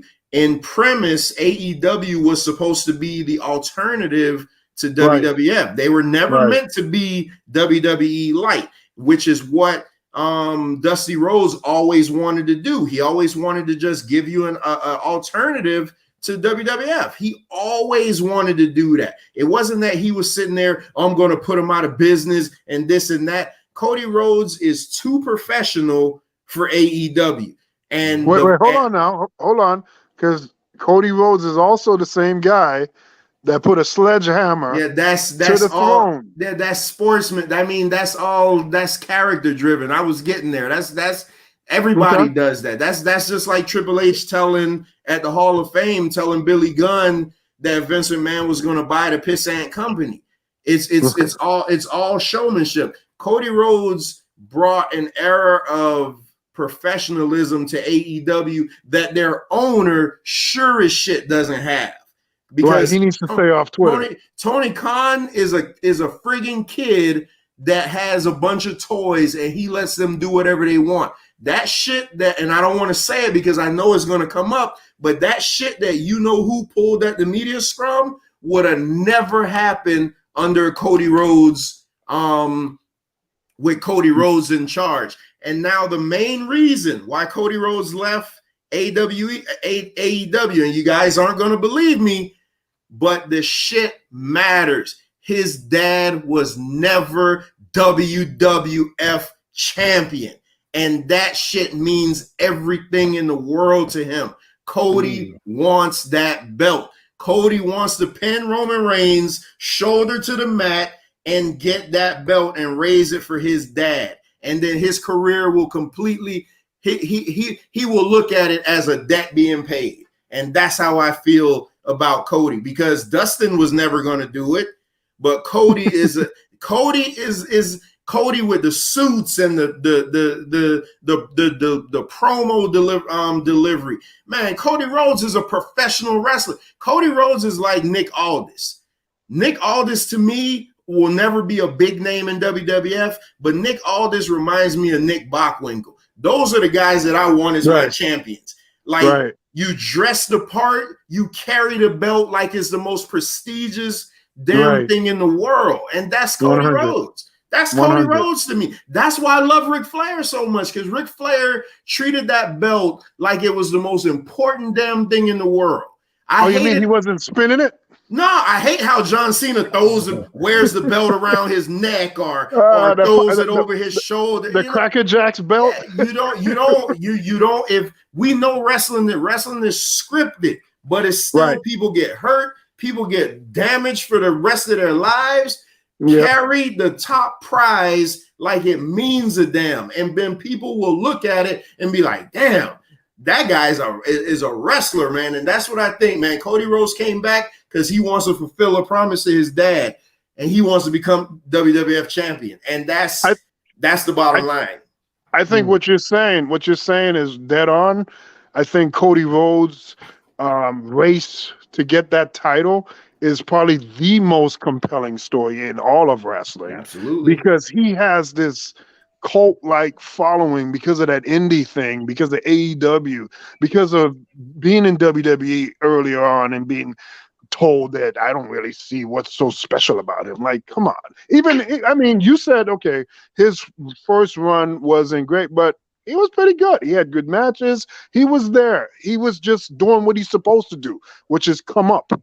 And I think everybody wants Michael Jordan right now.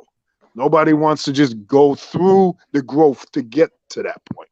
And he was doing that. And, you know, I think that's the most compelling single story in all of wrestling. And with another subject in the 2022 review, we're talking about Cody Rhodes' Hell in a Cell match against Seth Rollins. Oh, gosh. And that adds to the mystique of Cody Rhodes, which he's building up this legendary career. And when his career is over, if he can just keep going and have some strong moments, that is going to be a major building block in this great career that he's building here. What do you think about Cody Rhodes, Hell in a Cell with Seth Rollins? So they've been running promos leading up to the Royal Rumble, and then Monday Cody announced that he's coming back to the Rumble. But what I love that they do in the promo, they would always shoot away from his pec.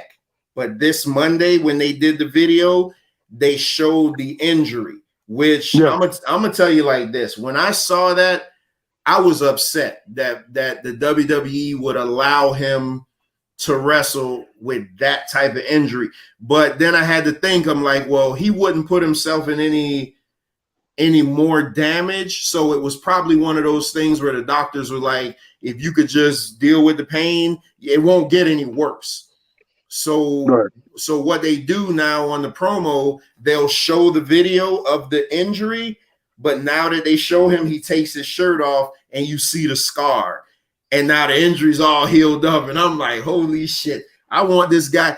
But in the back of my mind, I'm like, man, Vince McMahon is going to find some way to fuck this up, man. I just got a feeling, man. They're gonna wedge The Rock in this some type of way. And I know The Rock is the much bigger star, but I care about the story, man, of Cody finally getting that belt that his dad never got, man. That injury was gruesome, but the match was fantastic. But it was one of those things that I had to watch, like, man, should I be getting so much enjoyment out of this? That was my thing watching it. But the injury helps to sell the match. The injury helps to sell the story. That shows this is a real injury. This isn't, oh my God, let me put some tape here to signify that I'm hurt. This is like legit injury here. And now anybody that's not a wrestling fan could look at that, a female, a little kid, an older person, anybody outside of the normal wrestling viewership, they could look at that moment, look at that match, that story, and they could get invested in it because it's something that you can understand no matter what language you speak. And it's just, this is a thing that sells itself. So this is like a gift that's just been given to WWE because they wouldn't even have this. He was in AEW. And like, this is like WCW getting Bret Hart after the screw job. So it's what they do with it now. Are they going to screw that up or are they going to run with it? Before or after he killed WCW? But Bret Hart did not kill WCW. Look at it this way, though. When Cody took his jacket off, my daughter bust out crying. And she would not, she refused to watch the match. And my daughter loves wrestling. But see, that's awesome. That's what we want. We want people to have those visceral reactions to this. That's exactly what you want. I mean, I just think the guy's amazing. I mean, to wrestle under those conditions, I think that they probably told him, man, I don't think you should do this. And then he insists. And I think he said, nope, I'm going to do this. I'm not going to stop. I just got here. I got an injury. I feel I can go. I'm going to go. I think that's what happened. And then he did the match. And then he just said, okay, let me leave and let me get, fixed up so I could come back the next year even stronger and chase that title, like you're saying. I think it just makes him look real big, man. I think there's a lot of upside to Cody in the future here. Hey, fellas, I'm finna go ahead and get off of here, but I enjoyed y'all having me. I appreciate it. All right. All right, Zay. I'm gonna still stay tuned and listen in, though. All right, cool. All right. Thanks for coming on the show. All right, peace. All right, later.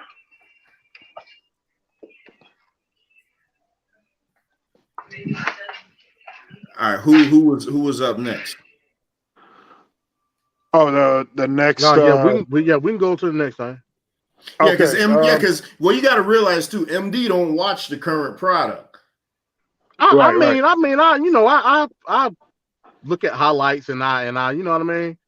Like I try to follow like what's going on. You know what I mean. I definitely do that. But as far as just sitting down watching the show, like it ain't nothing that I want to see right now. Yeah, like me. But I definitely like around Royal Rumble, WrestleMania time.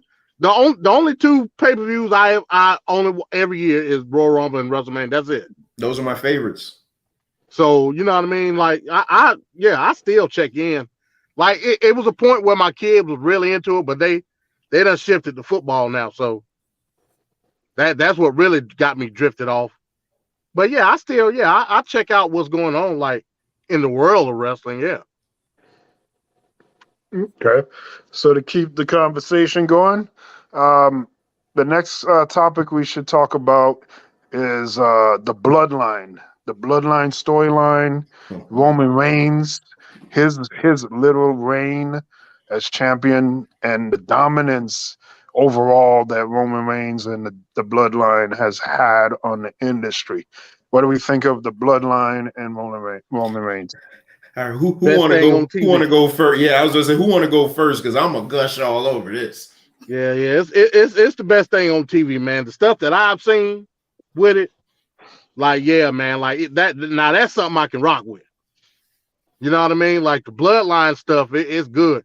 And Sami Zayn just is like it's the top, and you know. And I ain't really never been a Sami Zayn fan. Like it ain't my like his style never been like my cup of tea. But the stuff that he's doing now from the comedic stuff to how they're going with the angle, like it's good, man. It's real good. And I want to see what the climax is. That goes back to the other point. When it comes to Cody, a lot of people say, you know, they want to see Cody now this year when in WrestleMania. To me, I think it's too soon. Like let him sizzle. With the injury, that even backs it up even more. I think you gotta culminate some. Well, this year, how I'm looking at it, I'm looking at more say the Usos and Kevin Owens and Sami Zayn reuniting. That may be the spark, but eventually, I think later on in the year, you got to do something solo between Roman Reigns and Sami Zayn. Well, when you say reunite, what do you mean? They're gonna go against each other. Reunite Sami Zayn and Kevin Owens. Like Okay. Yeah. I think that's where they're going. To take the tag team title.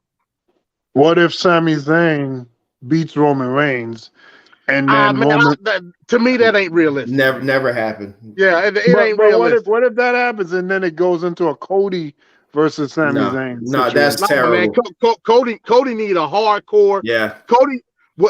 In order for Cody to work, you got to have a heel that's real, like a real heel. Exactly. The only real heel right now is Roman Reigns. You know what I mean? As far as like a champion. So from that aspect, I get it. But you know, like I said, we don't think those two could put on a good match. It's not about the match. No, it's not about the match. It's about the probability of it all. Okay. Or do I think it's plausible that Sami Zayn could beat Roman Reigns? And I don't. You know what I mean? Hey, that would be a hell of a story too. That would be a hell of a story there too, because everybody pretty much sees Sami Zayn's side of this. He's pretty much been bullied, pushed around, and he's trying to gain the acceptance, and it's always hot and cold, So do we keep staying, like a servant to these guys? And I think people will go crazy the day he snaps and stands up for himself and then take it to Roman Reigns. I don't know if he would beat him either, but that would be a hell of a story. The way I see this going, let's face it, the Bloodline story has been carrying TV forever, and it is the best thing on WWE TV. I haven't watched the other shows, so I don't know what they got going on, but I'm almost certain that it's better than anything going on anywhere else. The Sami Zayn thing was an unfortunate accident that has turned into gold because it was supposed to be a one-off. Vince was going to end it after Roman Reigns beat Sami Zayn in like a minute on a random SmackDown. But everybody started talking about the chemistry that Roman and Sami had on the camera, and it produced some of the best segments in wrestling, like from Jey Uso not trusting in him to him jumping and taking the bullet for Jey Uso in Hell in a Cell, which caused Jey Uso. War Games, which caused Jey Uso to realize that, hey, this guy's on my thing. But to the best segment that I seen on TV all year was when Roman Reigns told Sami to take that shirt off and told him that he's never going to wear that old Bloodline shirt again, and he gave him the honorary Uso shirt. The way that crowd reacted to that and the way Sami looked, because Sami, see, here's the thing, Sami Zayn has comedic timing, but Sami Zayn also is a sympathetic babyface. What is going to happen? And this is where I advocate for blood. They are going to have to beat the living shit out of him.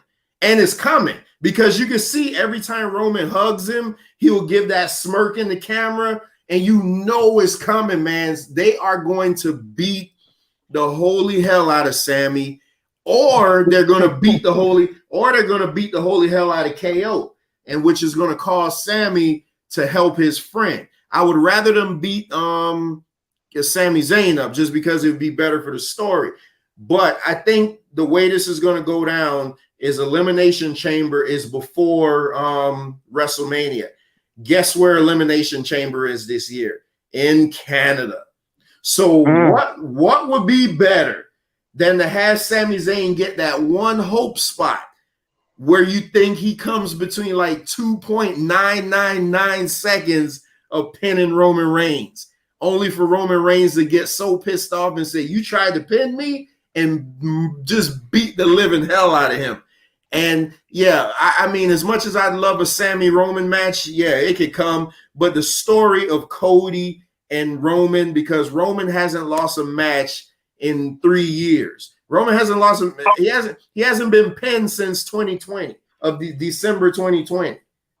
Hey, what about this, Trevor? What about this, Trevor? What if it comes down to, if they put Sami in the match, what if it comes down to him and Roman? That's when they're going to give him that and he has to face a choice. That would be epic. That would be, I don't know if you ever watched Roman to tell him to lay down, and then the crowd's like, what are you gonna do? I don't know if you ever watched this, but I can't remember the year, but you can find it on YouTube. Look up Daniel Bryan versus Santino in the Elimination Chamber. The same thing happened. They were building Santino Marella up as this he's awesome. as this underdog Rocky character, and the last two ended up being world champion Daniel Bryan against Santino, and Santino hit Daniel Bryan with the Cobra. And when I tell you that damn crowd lost their shit because they thought they were going to see a title change, but Santino celebrated. He went to pin Daniel Bryan late.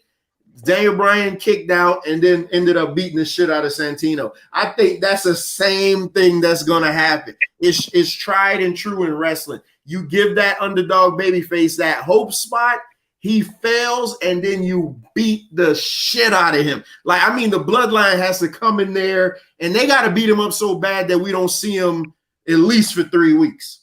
Yeah, I can see a point where like Roman is down, like as far as odds, and Sami's he's in the chamber helping him, and it comes down to a point where it's just him and Sami, and then Roman's like, okay, cool, now we got it. All right, go ahead and lay down so we can get out of here.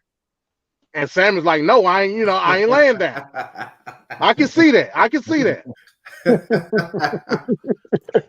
That'll be tight. Venkat, you know what it reminds me of? You remember in I want to say it was 1990, Clash of the Champions, when Sting was part of the Horsemen. Oh, yeah. And Ole Anderson said, what we never thought was going to happen is that you joined us. He said, but I'm giving you till the end of this show to talk to Jim Herd, talk to whoever you can to get out of that match, or else we're going to beat you within an inch of your life. And if we ever see you again, you won't be so lucky. And that's what they had to do to him. They are gonna have to sting him. They are gonna have to beat the piss out of him. Oh man, that was one of the best angles ever, man. That night, I remember watching that Clash of the Champions live. That was huge. If Sami Zayn's storyline goes like that, oh my goodness. I'm telling you. Because everybody, that Sting got everybody on his side. They were already on his side, but then after that happened, and Flair, oh my God, Flair got so much heat off of that. My goodness, the way Ole talked to him.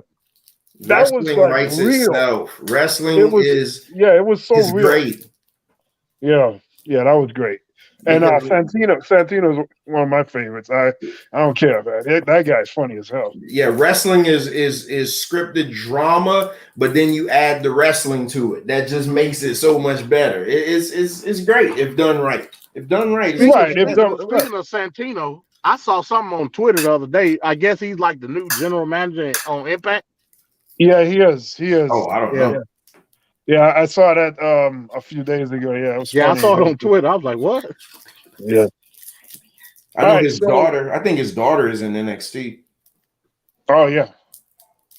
So the next topic, we can go into Triple H's heart health issue that forced him to retire, and then ultimately becoming head of creative. And then, of course, that leads to Vince McMahon, sexual allegations, and then where we're at today now with the whole him returning and the buyout of WWE.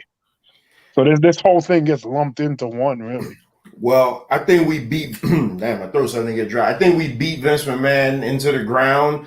But what I will say about the Triple H, you guys know Triple H is, you know how I feel about Triple H.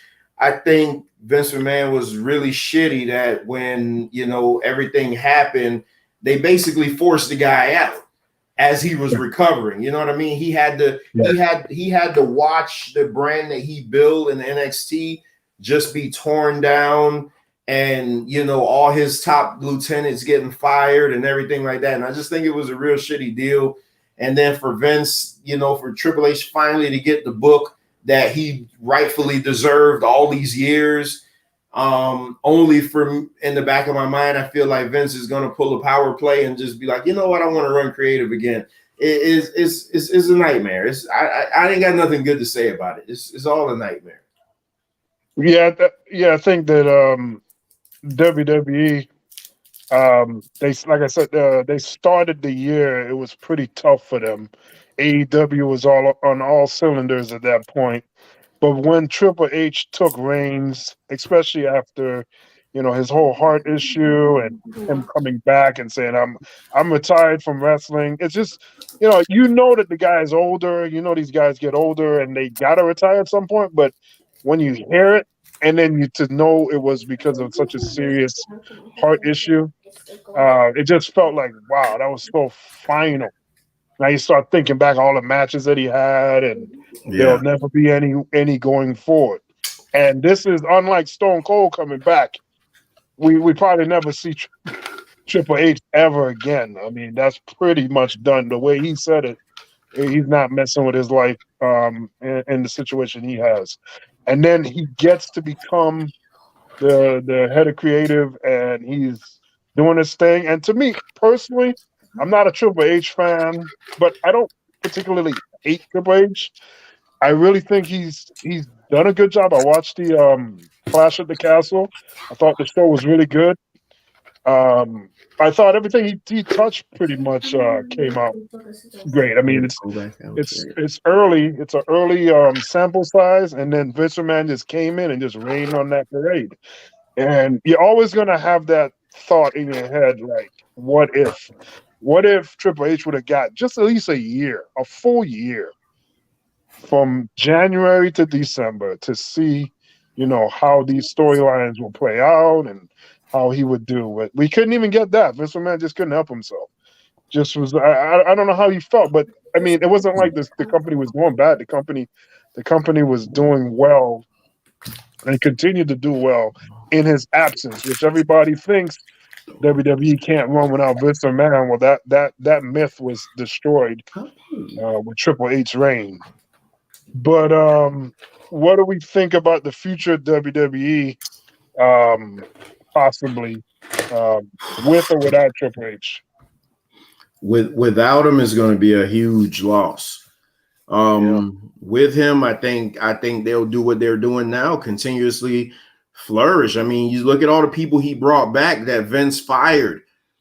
He brought all these people back and put them in prominent roles to show you that Vince didn't know what the hell he was talking about. I just saw them debut Bronson Reed yesterday, and I'm like, holy shit, this guy's going to be a monster, man. Like, and the fans didn't know him, but they were getting into him because they booked him in a squash match. And that's what I like. Triple H is, at being a wrestler, he knows what gets over with the crowd. So that's kind of how he's booking the show. Novel idea, book something that your fans like. I mean, that's a novel idea. And he evolved with the times, you know what I mean? Like the product that he had in NXT, it wasn't something that, you could see Triple H wrestling in. You're right. But he understands the modern day wrestling fan, you know what I mean? It may not be my cup of tea, but he understands that, okay, like, it's a new generation out here. We got to put out a product that's going to benefit them. And that's what he did in NXT. Like I said, I don't know when he had the help with the heart issue, whatever, and they gave it back to what they had Brother Love booking it after him, right? No, Vince took it over and turned it into NXT 2.0. So Vince was sole creator? Yeah, he took over in NXT. He took over at okay, 2.0. I thought it was Bruce Pritchard. No, and then they brought Shawn Michaels in after the fact under Vince's guide, though. Okay. Yeah, I mean, like, the fact of the matter is Vince always looked at NXT as developmental. That's what it is. That's what it's gonna be. You know what I mean? Triple H didn't see NXT like that. And Triple H saw NXT as the yellow brand. This is what this is. It's separate, all on its own. You know what I mean? I look at NXT like an ECW. That's the way I looked at it as ECW, not the violence part. ECW with WWE money. Right. They would be in smaller venues, and it would be more on about the wrestling aspect than the storylines. I just thought they were They were in smaller venues because that's what the budget entailed for NXT.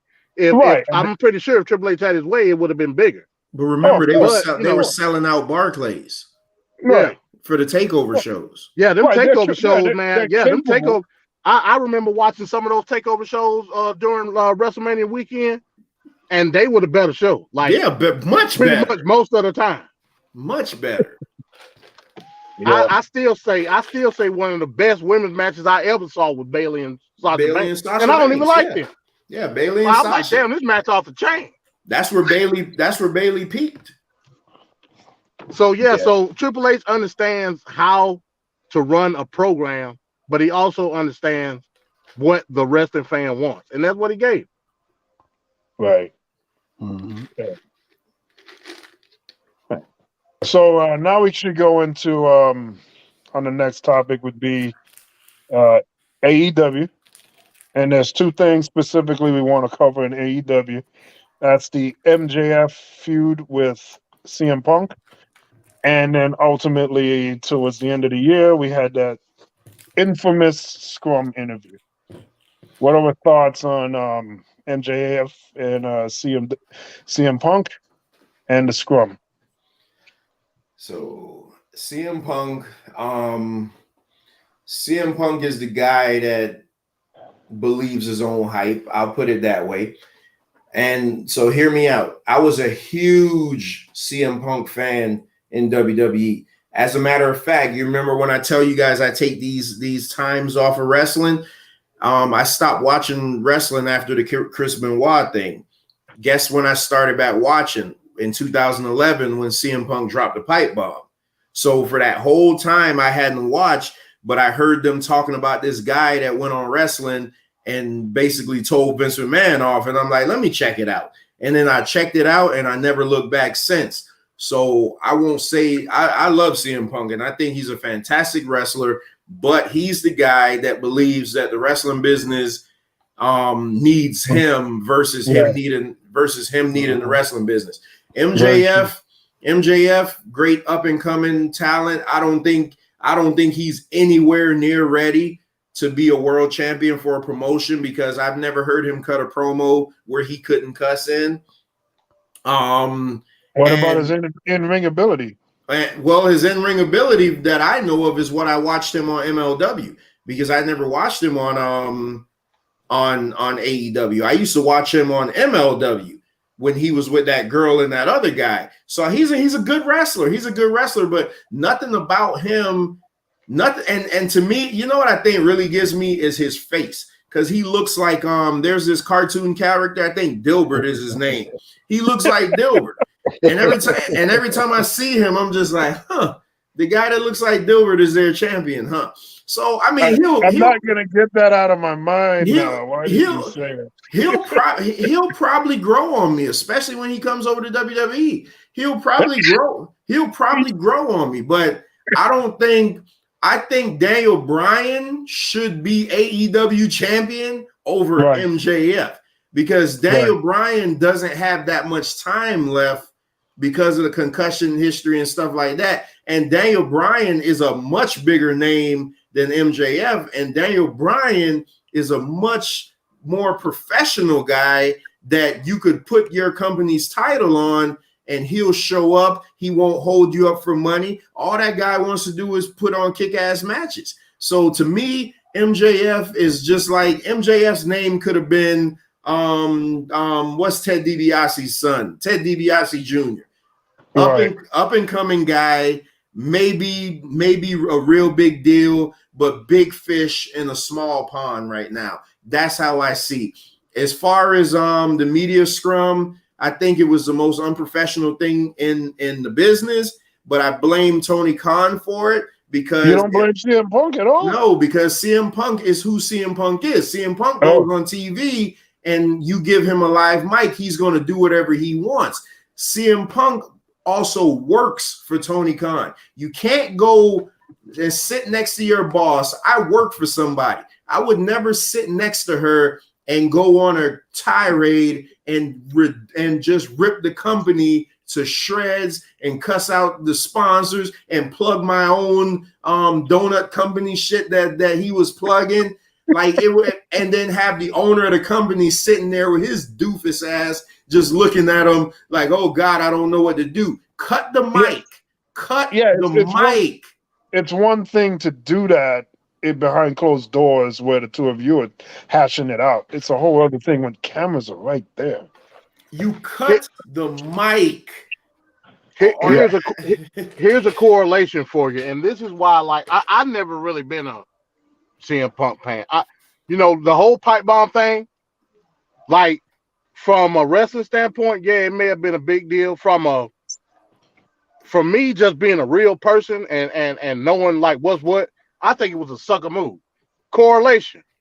When MJF had that match with Wardlow, and then the night after he talked all that shit, that's a correlation between him, and the fan that he was of CM Punk and what he did that night. You going out, you shooting in the middle of the ring and trying to make an angle out of it. To me, that ain't wrestling. You know what I mean? That's what I think CM Punk did when he did the whole pipe bomb thing. And then MJF just turned around and did the same thing. You know what I mean? MJF, to me, I see the appeal. Like, I ain't gonna say I don't. I see the appeal. Like he's a dude. He come out with his suits and he can talk like hell. Can't nobody deny that. Like, he can talk like a mug, you know what I mean? So do it without cursing everybody out though. Well, again, we have to understand. We have to understand today's wrestling fan. It is what it is. You know what I mean? That's what his mic got him over. That's what got his wrestling ain't have nothing to do with him getting over. It was all mic skill. Nick Bockwinkel would tell you off using the dictionary. Well, I mean, it is what it is. Like I said, you have to understand today's wrestling fan. So I can, me personally, would I put the belt on him now? No, I wouldn't. I don't even think MJF had a good mid card run in AEW yet, let alone, being the main guy. I wouldn't do that. So you think that he's undeserving to be the champion at this moment? When has MJF had a good mid card run in AEW? He ain't even had that yet. Somebody agree with me. Thank you. Damn, build him up in the mid card first. Why has he not been TNT champion? I'm reserving my full opinions on MJF. I still want to see a little bit more, and I kind of want to see what happens between him and Bryan Danielson. I think Trevor's right. I think pound for pound, Bryan Danielson is the best wrestler in the world. I ain't gonna say all that. Yes, he is. Yeah, I agree. Pound for pound, yeah. He's the best wrestler in the world. He can have a great match with just about everybody, big, small, or in between. So you taking him over AJ Styles? Yeah. Oh yeah. AJ is my personal favorite. He would be my personal favorite. But Danielson, he's something serious. He's not just a wrestler. He has a little bit more than that average wrestler, and he can go. He can go. So I would say, he should be champion right now, and maybe that's gonna happen when they finally meet. They're supposed to have an Iron Man match, a 1 hour Iron Man match, but MJF is saying there's no way he wants to wrestle that, which kind of looks bad for him because you should want to do that. But I don't know. He doesn't want to get outclassed though. I mean, you should want to push the greatness. I mean, I understand he's doing this heel thing, but even when Ric Flair was doing the heel thing, he was still boasting and bragging about being able to go longer than everybody else and do more work than everybody else. So that part is kind of missing. I don't know if you saw last week's was it Dynamite, where Bryan Danielson came out to the ring and he ran. I mean, I ain't never seen somebody run so fast when he saw Bryan Danielson. So, hey, I'm intrigued now. I'm intrigued. So, Bryan Danielson wasn't in any of y'all top 10. I'm kind of intrigued. Yeah, I mean, because I feel like he's still writing his history. A lot of the guys in that top, he's not old. He's not old at all. Yeah, he's like 38. He's getting up there. I think he's older than that, man. No. I'm saying his age may be older, but his legacy being in the spotlight isn't like 25 years, 20 years, 30 years. He's not like that. We were talking about guys that had been in the bit, like Flair's been in the business like 40 years. Sting is over 25. I mean, these guys, Undertaker, 30 years. I mean, those are the guys that he's going up against. I think him and AJ is like around the same age. I think AJ right now is like 43, 44. Yeah, AJ is older than me. Yeah, AJ is like 44. They're around the same age. The reason Danielson wasn't in my top 10 is because I would have to put him up there with Shawn Michaels and Bret Hart, and I couldn't do that. Oh my! I couldn't do that. I couldn't do that. Oh. I think when his career is over, it's gonna be there. Yeah, he's gonna be there. Bryan Danielson is very good. I think CM Punk is the guy that should have the question mark, because I don't know if you guys watched CM Punk in MMA. He didn't look that good. So yeah, but he should have never been there. He should have never. I've never considered. See, I take like Bryan Danielson. He has some wrestling skill. I ain't gonna say that he's not, but I mean, I just never liked it.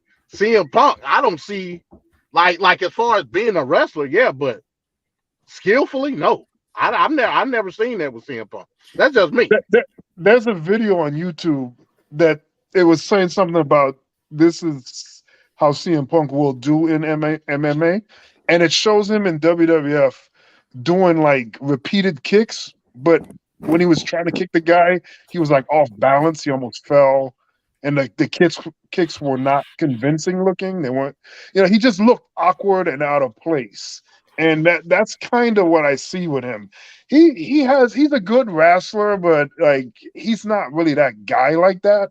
And I think a lot of his boasting is just because he's a little bitch. I don't really feel like CM Punk is all that. I really don't. He thinks he's better than what he is, and this is the same guy that got beat up by Teddy Hart, like in a real shoot fight. So I was just about to say that. He had no business. Right, he's one of those guys that are not legit. Like Brock Lesnar, that's a legit guy. Goldberg is legit. There's some guys that like Scott Steiner. That's a legit. You're gonna have a problem with these guys. CM Punk, no, it's not legit. And I think like a guy like Bryan Danielson, he's not big, but he has the skills and he has that skill set. So I feel like Bryan Danielson is like a smaller Kurt Angle. That's how I view him, like a smaller Kurt Angle. So But CM Punk, he's not one. And that scrum that he had, that proved everything. I think his stock should be way low. I think he's probably out of AEW. I don't think he's going to come back because the video game that's coming out in a couple months for AEW, he used to be right on the cover in the front. And now they're showing promos, and he's not on that cover of the game. I think he might be gone. And maybe he goes back to WWE, and maybe WWE just exploits the heat that he has. But I think he comes back, you hear a little bit of noise, and then he'll just fizzle out. I don't think CM Punk is one of those guys, man.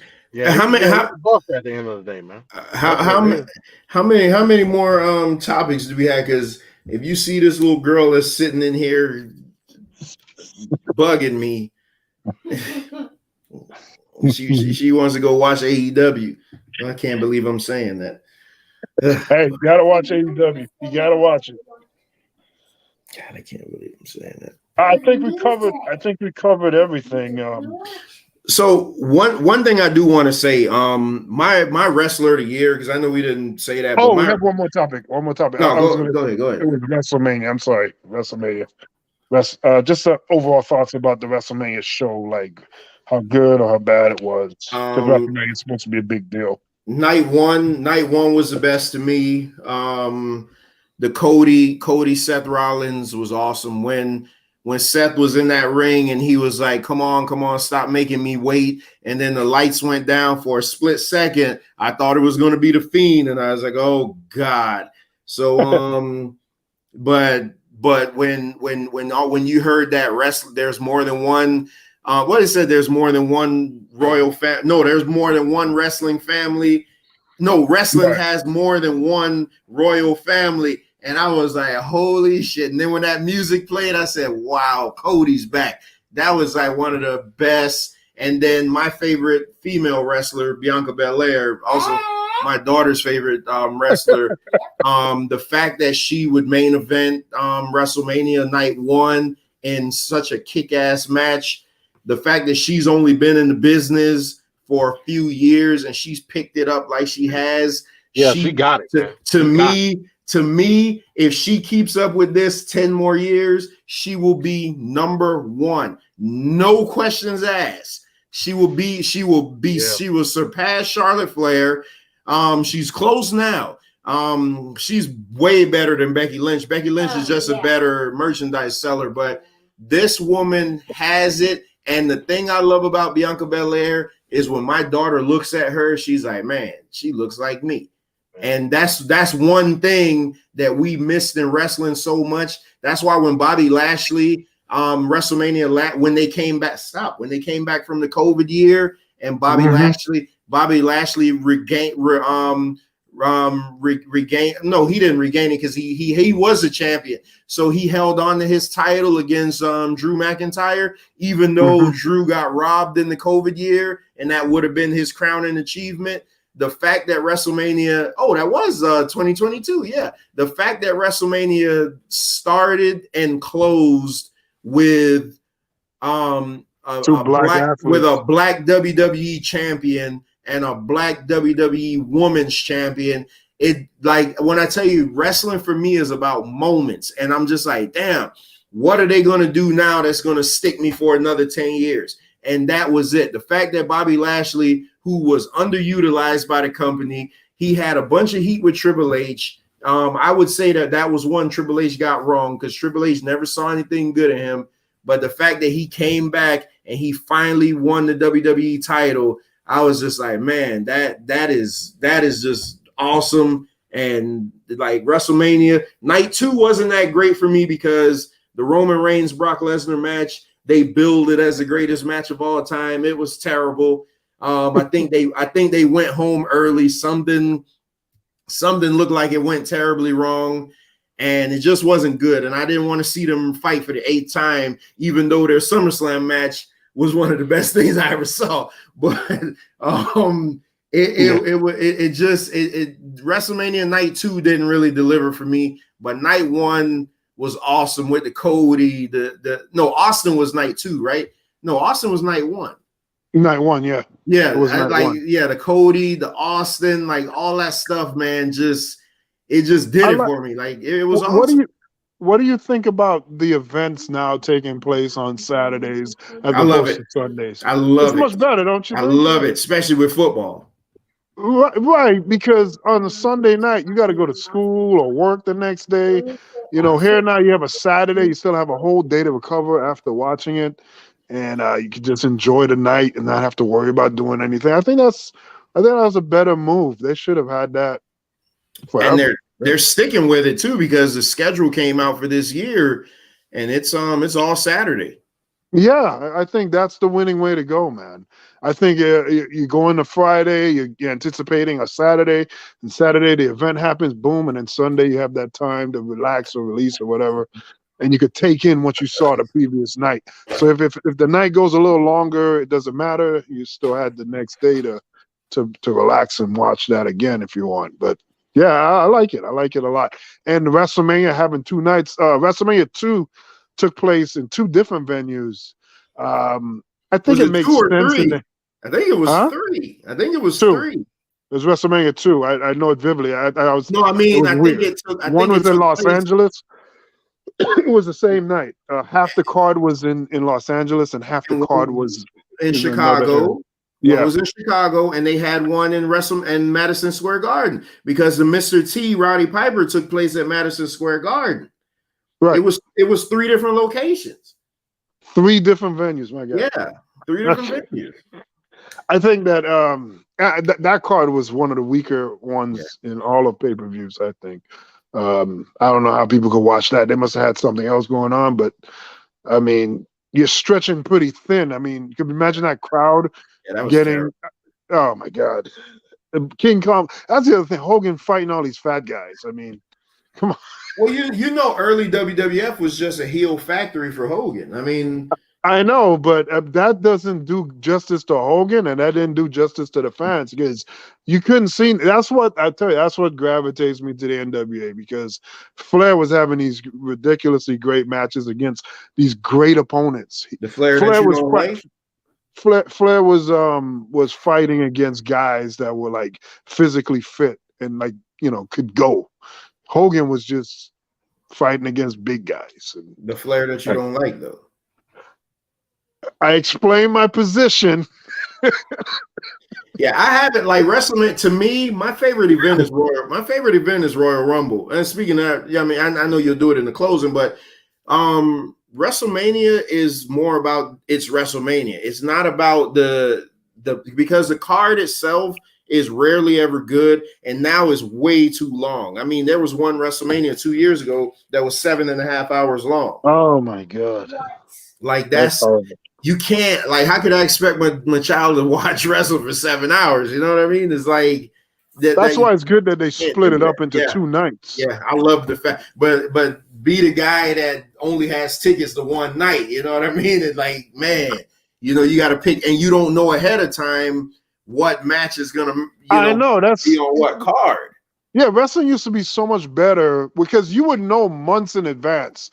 Ultimate Warrior is fighting Hulk Hogan. You knew that for months. And it's not like that anymore. Like you would actually have to sell a main event. Now they're not selling a main event. They're just selling a spot to sell. Yeah.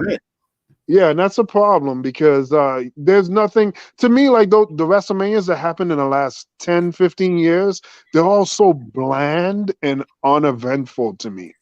Whereas when I think of WrestleMania, I could vividly remember WrestleMania 3, WrestleMania 6, WrestleMania 5, because they had an event, a main event. Even the SummerSlam, Hulk Hogan going up against Earthquake, I believe, one year. I mean, it was specific things you can remember. And then they also had theme music. Like the music they play these days are so lame. I don't know what they're thinking. Like they don't want to pay the rights fees. Yeah, it's so bad. It's so bad now. I wish it would go back to each event having its own unique sound and feel to it, Because when you had that WrestleMania had its own little theme music for a long time. Yeah, that was like the NFL. The NFL has their theme music. Why did they get rid of that? It was actually pretty good. And when you heard it, okay, that's the time of year. It's that time.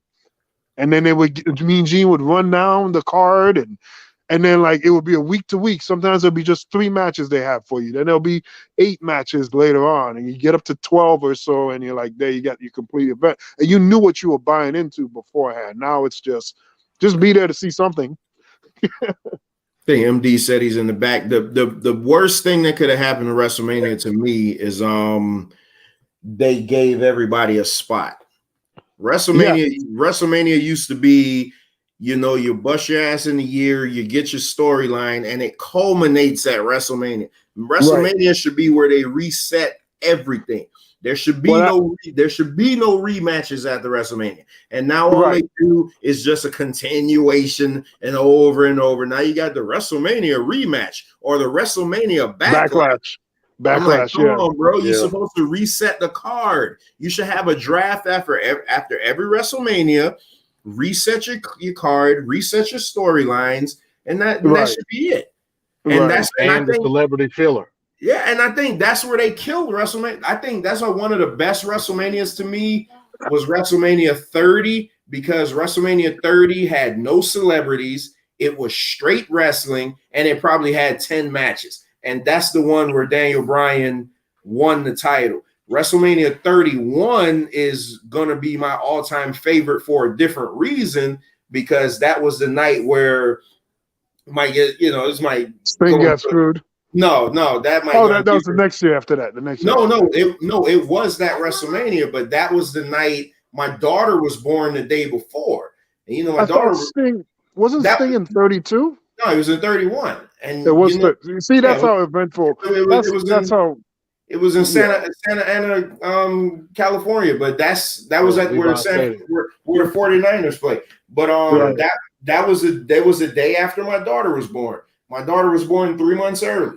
So she was in the hospital fighting for her life, and my wife is in another hospital. My daughter's in another hospital. I'm running back and forth to hospitals, and my wife could see how tired I was, and she was like, you know what, please go home and just try to clear your mind. And I went home, turned on the TV, WrestleMania was on, and they put on one of the better shows. I was just like, damn, I'll never forget that WrestleMania. I never forget it.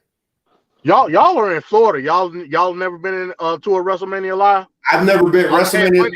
WrestleMania 28 was here. I had the potential to get tickets, but because it was at Dolphin Stadium, I didn't want to go because I didn't think it was going to seat well.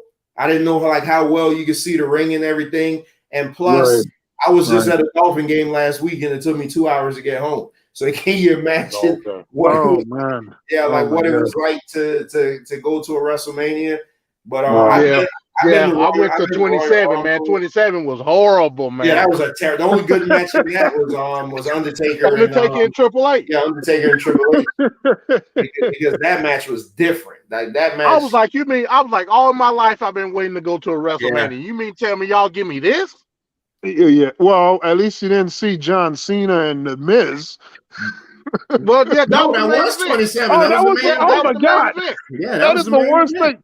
Oh, okay, yeah. That's how uneventful these WrestleManias are. They're like mashed and mushed into each other because they're not definitive and descriptive enough. They just, even the cover of the DVDs and the Blu-rays, it's just a bunch of guys in a circle, and it's just people on the roster. It don't make sense. I was so pissed off when the Undertaker and Triple H match was starting. You know, I was so hyped. Okay, I finally get to see a WrestleMania Undertaker and Triple H entrance. The Triple H entrance was okay, but then the Undertaker entrance, they played fucking Johnny Cash. Yeah, I'm like, what the hell is this? Yeah, there ain't no grave that's gonna hold his body down. I was like, come on. I was like, bro, like this is the Undertaker WrestleMania entrance. Like just do the original. What are you doing? Right. Yeah, that's true.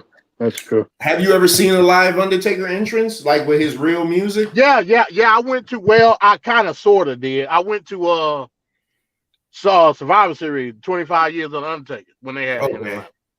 That was Brothers of Destruction though. I was at Royal Rumble 2006, the one that Rey Mysterio won, and at the end of the night, Kurt Angle had just beat Mark Henry. And then the lights went off and the gong hit. Man, when I'm telling you, that place, that roof almost blew off of the AAA arena. Undertaker came out on these two white horses. I'm like, man. Bro, yeah, the Survivor Series. Yeah, Survivor Series was tight. They had the big-ass casket with the screen in it. And Kane came out first. And then he shot the fire, and the fire was on the Undertaker. Like, it was tight. But it wasn't the authentic, full Undertaker entrance. You know what I mean? Yeah. I never saw that. At least I don't think I did. I done been to so many damn shows, I don't remember. Yeah, Undertaker, man, that's the pageantry with him is just always unparalleled. It's just it's crazy. Yeah, man, but fellas, I gotta go out here and spend some time with Lou before she goes to bed. All right, peace, Trevor. I think last thing I'll say before I go, I don't know if y'all talked about Jay Briscoe or not. Yeah, earlier in the show. Okay, yeah, man. Like it was tragic, man. Like I knew a little about Jay Briscoe with the ROH stuff that I did see. I wasn't a big ROH guy, but I did see him live too. At an ROH show, I was telling Blackson, a friend of mine, he does stage lighting for a lot of the events in Atlanta, and they were having an ROH event in 2017. It was a ROH Saturday night. It was like a paying homage to like WCW Saturday night, but it was an ROH TV taping, and I saw it was him against who was he wrestling that night? Christopher Daniels. He wrestled Christopher Daniels that night. And yeah, man, I mean, like I knew a little of his career, but not much. But it's a tragic situation, man. Then he had his kids with him. Like, damn. See, that's what I heard. It was another passenger and a child. Yeah, both his daughters was in the stuff I seen earlier. Both his daughters were in the car. One of his daughters actually had broken vertebrae in her back. No. So she had to have surgery today. The other daughter just got nicked up real bad. Dang, so both his daughters was in the car when he died in the car accident. Oh man. Yeah.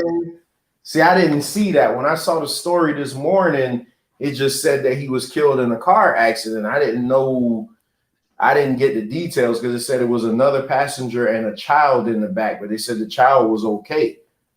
Yeah. Actually, both his daughters. So the other person that got killed was actually the other person in the other car. Oh, okay. Yeah, the other person in the other car was killed. Jay Briscoe was killed, and then Jay Briscoe had his 2 daughters in there with him. Man, And like I said, according to the reports, she had to have surgery today because she got broken vertebrae in her back. The oldest daughter, 38 years old. Yeah, that's jacked up, man.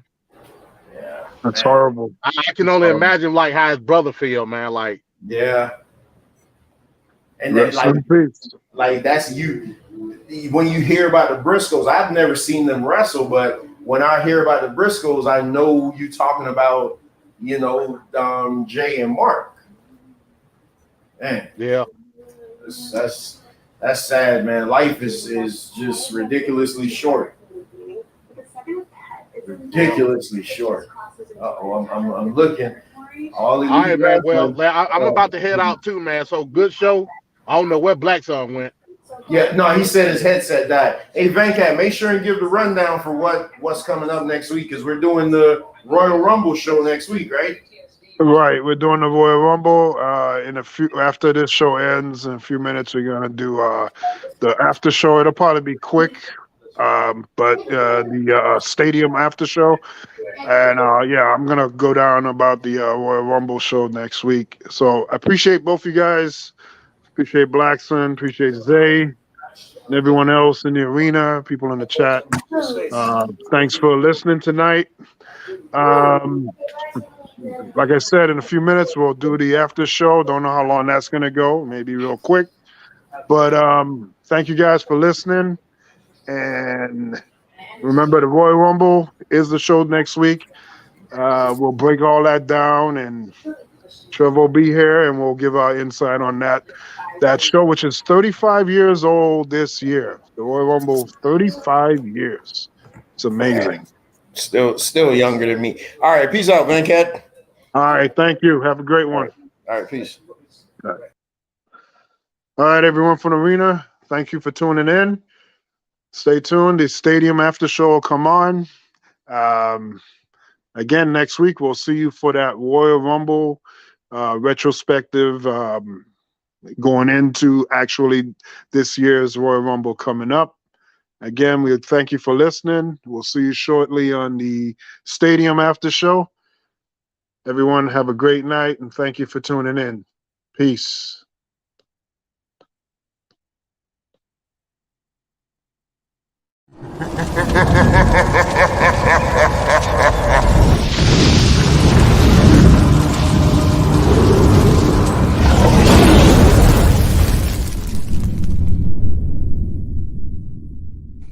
The Arena Uncensored.